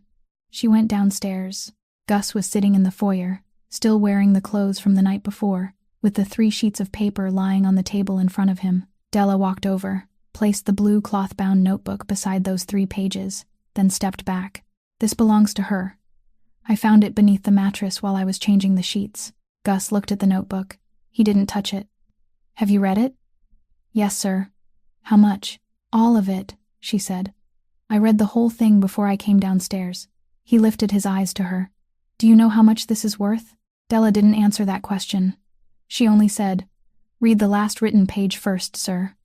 Then she turned away and went upstairs to finish her work. Gus read the final page first, just as she had told him to. Then he read backward, from the end to the beginning, and he sat in the foyer with the blue cloth-bound notebook in his hands until daylight had fully broken. By the time the vehicles from the other side arrived at the gates, the Fontaine family attorney was already waiting there with an emergency motion to stay the order, accompanied by copies of 42 handwritten pages bearing dates that continued across nearly 3 years. And the order that had been effective immediately was suspended for 72 hours pending review. 72 hours, no more. That same morning, Cornelius Rayburn placed 2 things on the table before Gus. The first was the result of several weeks spent following the flow of the money. The account receiving the funds wasn't in Merrick's name. It belonged to a medical consulting company registered in Delaware, and the only person authorized to sign on that account was Theodora Braxton. The second was the account statement covering 11 months. There were small, regular monthly deposits, exactly the sort of payments that came from reselling prescription medication through an illicit network, and when added together, they matched almost exactly the discrepancy between the 2 figures. Della had spent an entire morning sitting on the stone floor calculating. And there was another transaction, a single transfer, larger than all the others combined, sent 3 days earlier to an offshore trust account. It took Cornelius another day to identify the beneficiary of that trust. It was the son of the judge whose signature appeared at the bottom of the order. "He filed for an extended leave of absence yesterday afternoon," Cornelius said. "He isn't flying. The airports have watch lists. He's leaving by water. A bulk carrier departs at high tide tonight." carrying grain to Thunder Bay. Someone arranged a cabin for him below deck. That night, fog rolled in from the lake and spread across the southern harbor so thickly that the floodlights atop the cranes became nothing more than murky halos, suspended in the air without anything beneath them. Gus's 3 cars entered through gate number 4 with their lights off, moving slowly between 2 rows of containers stacked high like walls. The concrete was wet. Somewhere far away, water was dripping. At the final bend before the pier, 3 other cars were parked across the road, blocking it completely, their headlights burning at full strength, 2 muddy yellow beams cutting straight through the fog. Merrick's men stepped out. No one said a word. The headlights swept sideways, and within their glow, there was nothing to see but fog curling like smoke and long shadows falling across the concrete. Then the sound of a steel door sliding along its track came from somewhere to the left, impossibly loud in the night. Footsteps pounded over the wet concrete, many pairs overlapping one another. One of the 2 headlight beams jerked sharply aside, raced up the wall of a container, then dropped again, and in the instant it came down, a figure fell beyond the edge of the light, where no eye could reach. The footsteps converged in one place. Then they grew fewer. Then all that remained was the sound of breathing and dripping water. When the headlight beam steadied again, the way to the pier was clear. No one had to say a word to anyone. Gus walked the rest of the way. The cargo ship lay against the dock, dark and massive, rising like a wall, with only a handful of windows still lit. He descended below deck by a narrow iron stairway and found the judge in a cabin containing only a folding table, a bunk bed, and 2 unopened suitcases, standing side by side. The man was in his 60s and wore a sweater, and when the door opened, he rose so quickly that his chair toppled over. Gus didn't touch him. He didn't raise his voice. He merely set the fallen chair upright, placed a packet of papers on the folding table, and pushed it toward him. "Sit down and read." The judge didn't sit. He stared at the papers. "Page 3, Gus said. "The 9th. A transfer from a medical consulting company in Delaware to a trust account held in your son's name. Page 4 shows where that company's money came from over the past 11 months. Take your time and read it carefully.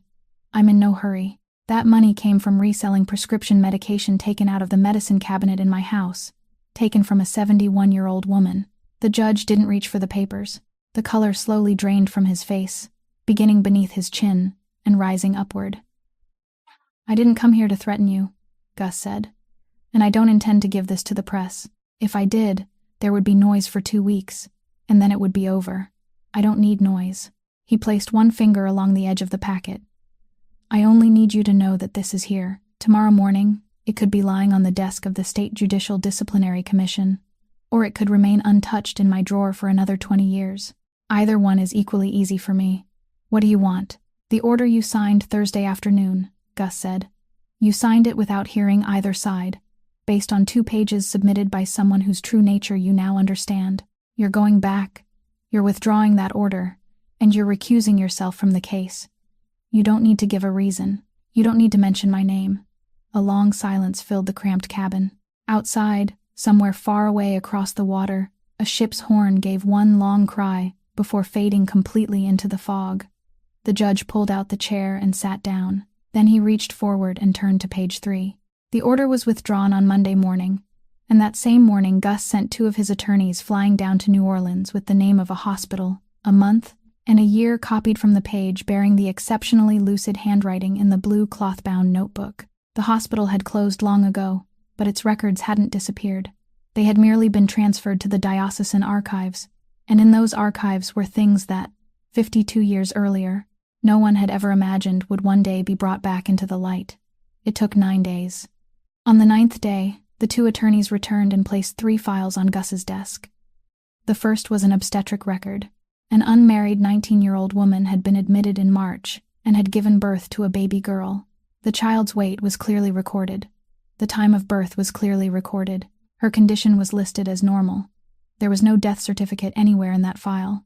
The second was a record from a diocesan adoption agency in the same city, dated 2 days later. A newborn girl of unknown identity had been taken into care, and in the notes section, a handwritten line stated that the party who had sent the child had demanded that the birth mother's name never be recorded under any circumstances. At the bottom of the page was the signature of the man who had arranged everything, a name Gus had seen throughout his childhood at the bottom of letters, checks, and framed contracts hanging on the walls. Warren Fontaine, his father. The third file was the thinnest. It contained the result of tracing that adoption record number across 52 years, through 3 archive transfers and 1 digitization, until it led to a present name, an address in a small Wisconsin town, and an occupation: retired elementary school teacher. Clipped to the final page was a photograph printed from the school's information page, taken several years earlier. It showed a woman in her 50s standing outside a classroom door, her hair tied low at the nape of her neck, her body leaning slightly toward the camera. Gus stared at the photograph. Then he set it down on the desk and sat. And he had to sit because his legs could no longer hold him upright. It wasn't because the woman in the picture resembled his mother. She didn't look much like his mother at all. It was the slight tilt of her head, the line of her cheekbone, and the way the left side of her face fell into shadow. He had seen all of those things before. He had seen them in the second-floor hallway of his own home, beneath the slanting ribbon of light from the only window in a darkened room, on the face of a 28-year-old woman, in faded medical scrubs, standing between a tray and the bed. There was no connection between them. The 2 women had been born at opposite ends of the country. They shared no blood and had nothing linking them except a blind coincidence of bone and light. But inside the mind of a 71-year-old woman who was slowly losing the map of herself, that coincidence had been enough to open a door that no one had managed to unlock in 4 months. Gus remained seated that way for a very long time. Then he picked up all 3 files and walked down the first-floor hallway to the door at the far end. A door no one had been permitted to enter in 20 years, except the person who cleaned the room once a week. His father's study remained exactly as it had been on the morning they carried the old man out. His pipe still rested in its dish. The ledger was still open to the same page. 3 framed photographs hung on the wall, and in all 3 of them, Warren Fontaine stood in the center with one hand resting on someone else's shoulder. Gus placed the 3 files on the desk. He pulled out his father's chair and sat in it for the first time in his life. He remained there for a very long time without turning on the light or reading anything more, his hands resting on the wooden desktop before him. Then he looked down at his left hand, at the worn silver ring engraved with the letter F on his little finger, the ring he had worn since he was 26 and had never once removed. He turned it twice, then pulled it off. He placed it on the desk beside the file bearing his father's signature. "All my life, I tried to become you," he said to the empty room. "It turns out I succeeded." Then he stood and walked out, switching off the hallway light behind him. Cornelius Rayburn was waiting at the other end of the hall. He had been there for quite some time. "There's something I need to tell you," Cornelius said. "The night the power went out, it was me." Gus stopped. "I went down to the basement and shut off the main breaker," Cornelius continued, never looking away. 3 weeks ago, I discovered that someone inside the house was taking data from the camera system. Not footage. Only times. Who went upstairs and when, how long they stayed, and when they left through the gates. The information was being sent outside once a week. That night, I needed to cut the power so I could retrieve the record from the hard drive without anyone knowing I had taken it. You didn't tell me. No. Why? Because at the time, I didn't have proof of who was receiving it, Cornelia said. And because I didn't know whether I should trust her. She had been in the house for only 2 weeks. Her record looked the way it did, and suddenly everything was revolving around her. I considered the possibility that she had been planted here. He paused. I was wrong. That night, I was standing in the basement when I heard over the radio that something was happening on the 2nd floor. I ran upstairs, but by the time I reached the foot of the staircase, you were already standing there, and someone upstairs was singing. Cornelius lowered his eyes. No one plants a person who can sing like that in someone else's house.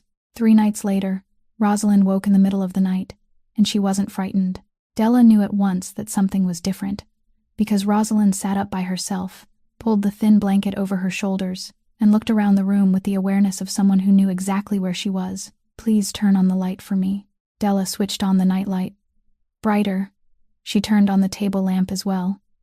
The old woman looked at the note taped to the nearest door, the one written in large block letters, and smiled.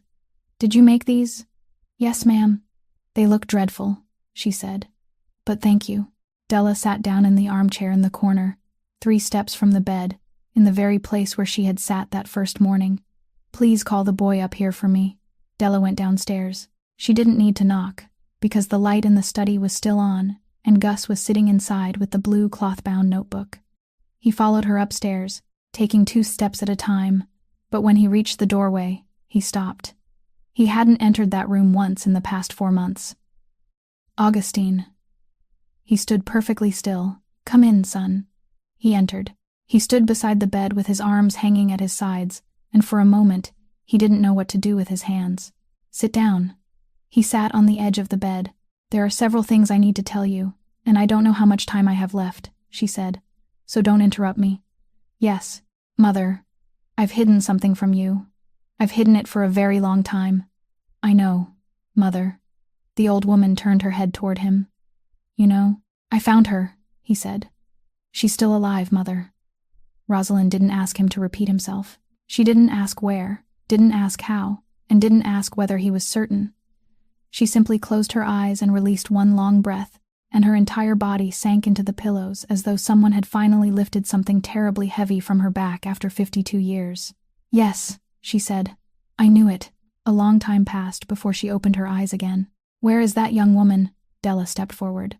Rosalind reached out with her left hand and took Della's, drawing her closer, then placed Della's hand in her son's. She held both of their hands inside her own. "Hold on to her," she told Gus. "Don't lose her." "Mother, I lost someone once," she said. "Once they're gone, you can't get them back, son. People always think there's still time. There isn't." She released their hands. Then she did something no one had been able to make her do in 4 months.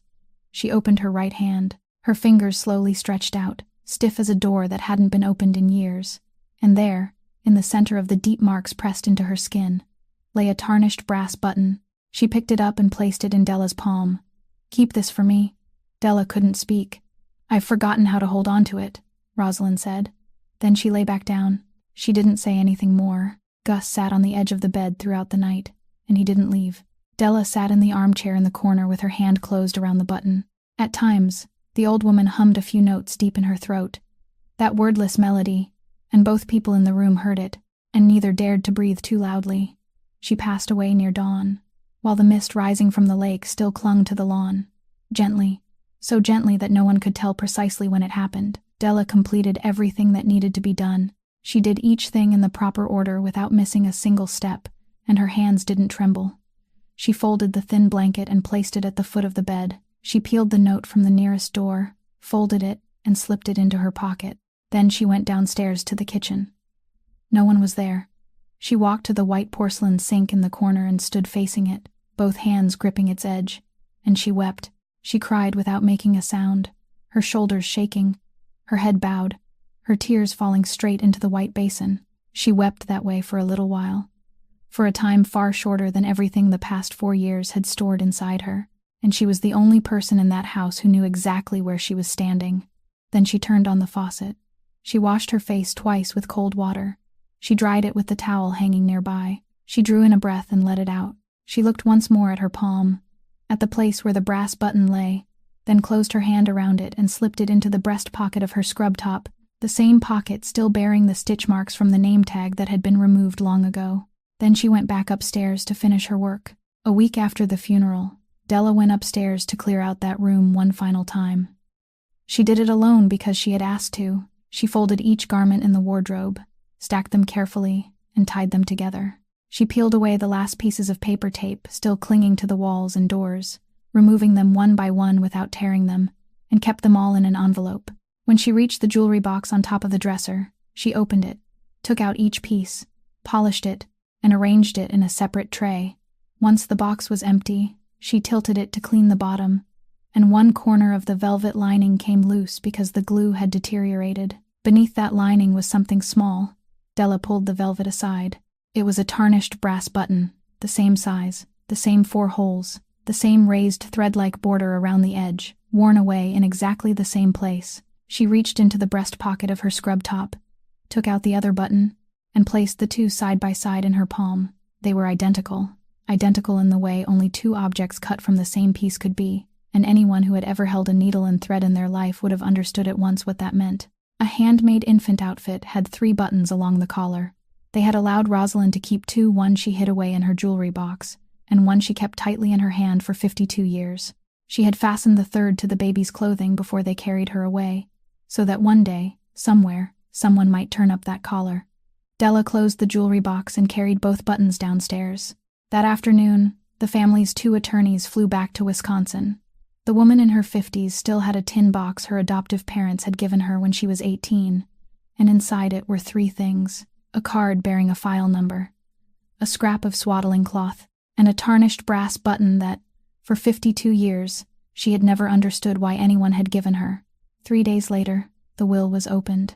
It had been drawn up nearly 3 years earlier, around the same time as the first entries in the blue cloth-bound notebook, and the notary had clearly recorded at the time that the woman making the will was entirely of sound mind. Merrick Fontaine was in the room, seated at the head of the table with both hands in his trouser pockets.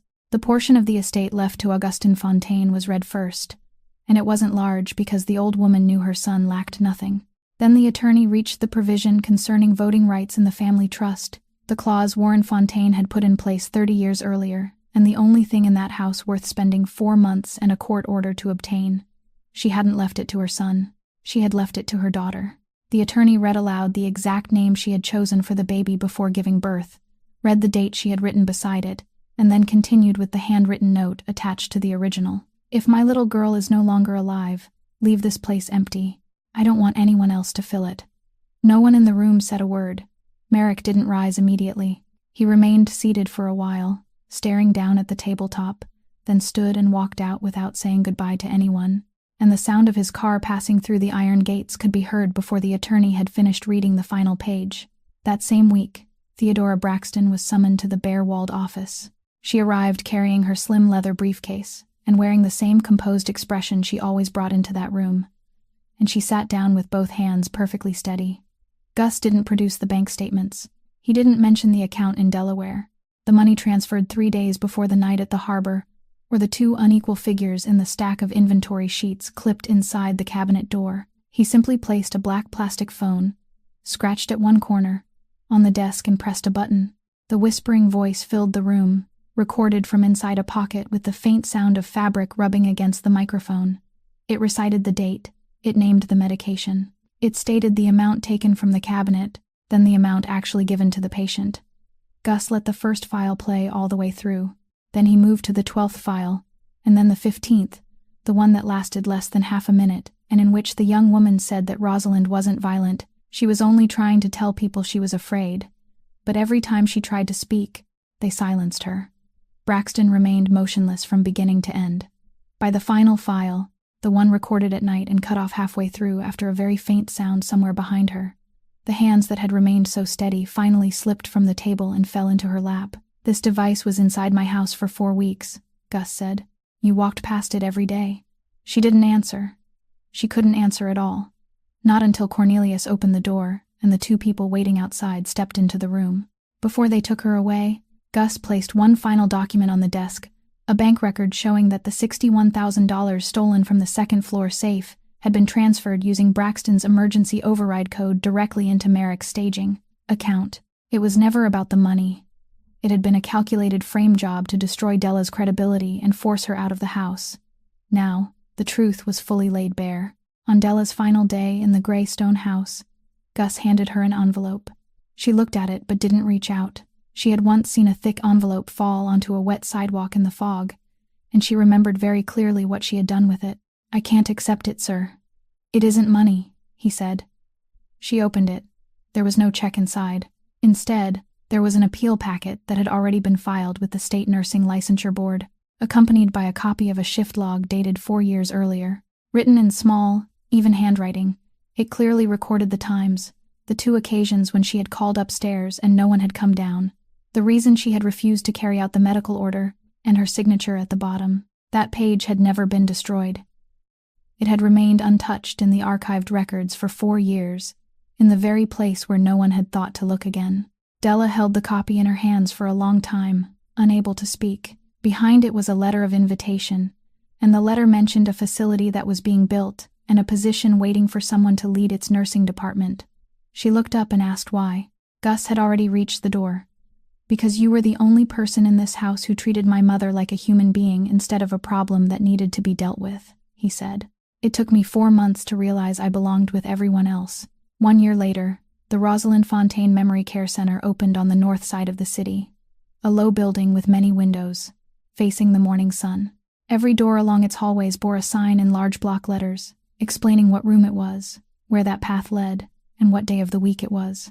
It was written into the facility's operating standards as the very first rule, and everyone who came to work there had to learn it before anything else. On opening day, a 7-year-old boy ran down that hallway with a box of crayons clasped in both hands, and no one told him to slow down because, on that day, no one had the heart to.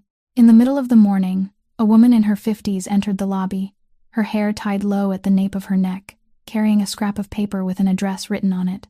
She stood for a very long time before the portrait hanging on the wall at the far end of the lobby, the portrait of a woman with high cheekbones, and during all that time, she didn't speak to anyone. The boy ran past, stopped, looked at her, then pulled a blue crayon from his box and held it out to her because he thought anyone who stood still for that long must need to draw something. She took the crayon, then she bent down and laughed, and the sound was dry and slightly hoarse, rising from somewhere very deep inside her. Beneath the portrait stood a small glass display case. There were no medals inside, no certificates of honor, and nothing that spoke of the family's money or name. The only things in that case were 2 tarnished brass buttons resting side by side on a bed of cloth, and a small plaque bearing a name and a year. Standing near the glass display case, Gus stepped beside Della and gently pulled her into his side. He reached down, slipping his fingers into hers, intertwining them tightly. He looked at her with an open, quiet devotion, a love that had grown through shared tears, late-night watches, and silent understanding. "My mother asked me to hold on to you and never let you go," Gus said softly, leaning down to kiss her forehead with deep affection. "And it's the one promise I intend to keep for the rest of my life." Della rested her head against his shoulder, a genuine, radiant smile brightening her face. After years of loss, heartbreak, and fighting the world alone, she had finally found not just her purpose, but a deep, enduring love and a home in his arms. People often think caring for someone is a matter of the hands. It isn't. It's a matter of time. And time is the one thing money can't buy more of for anyone, no matter how wealthy they may be.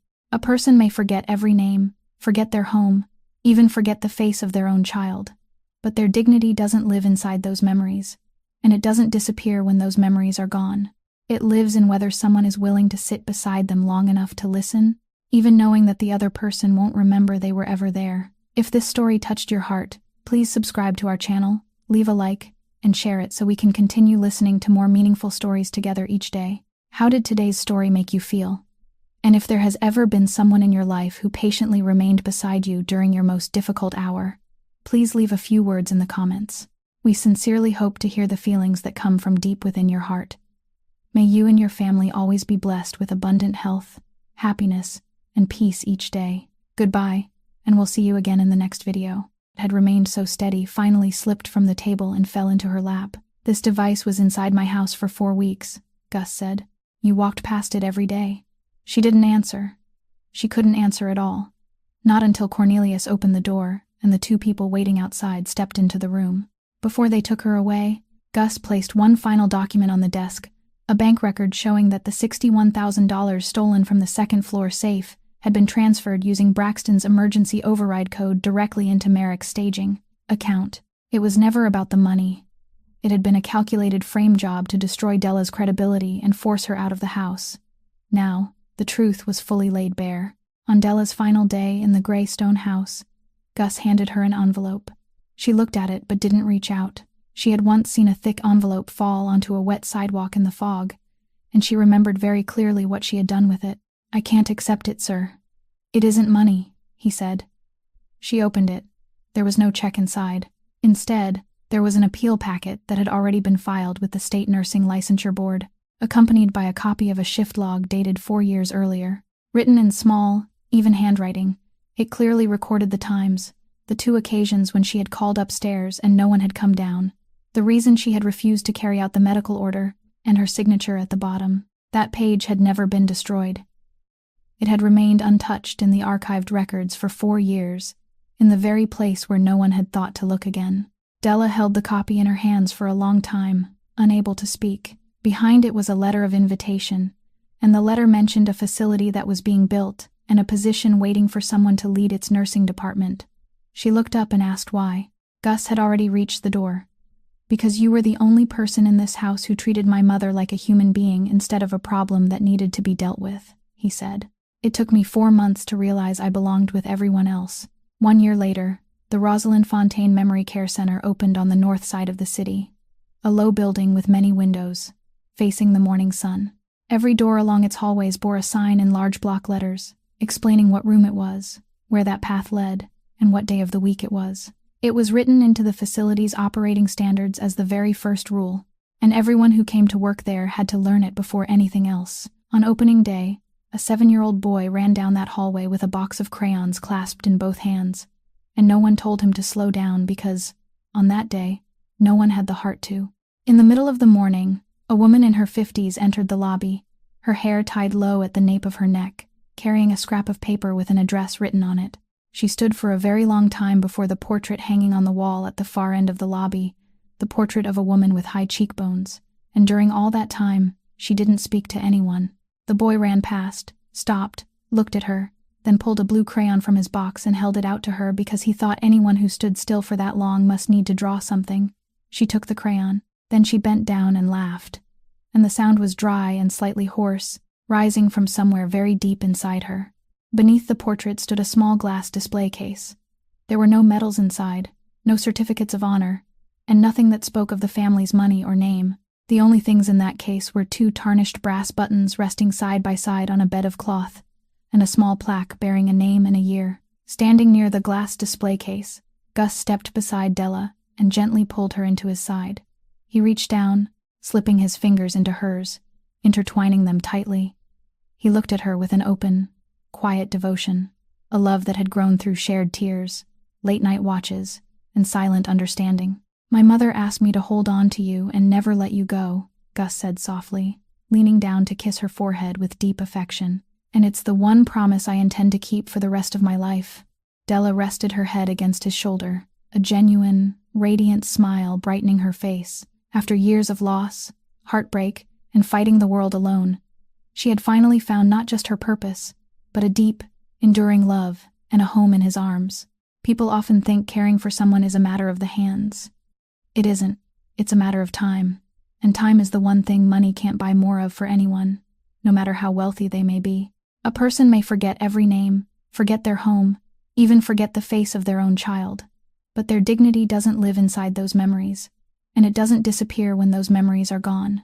It lives in whether someone is willing to sit beside them long enough to listen, even knowing that the other person won't remember they were ever there. If this story touched your heart, please subscribe to our channel, leave a like, and share it so we can continue listening to more meaningful stories together each day. How did today's story make you feel?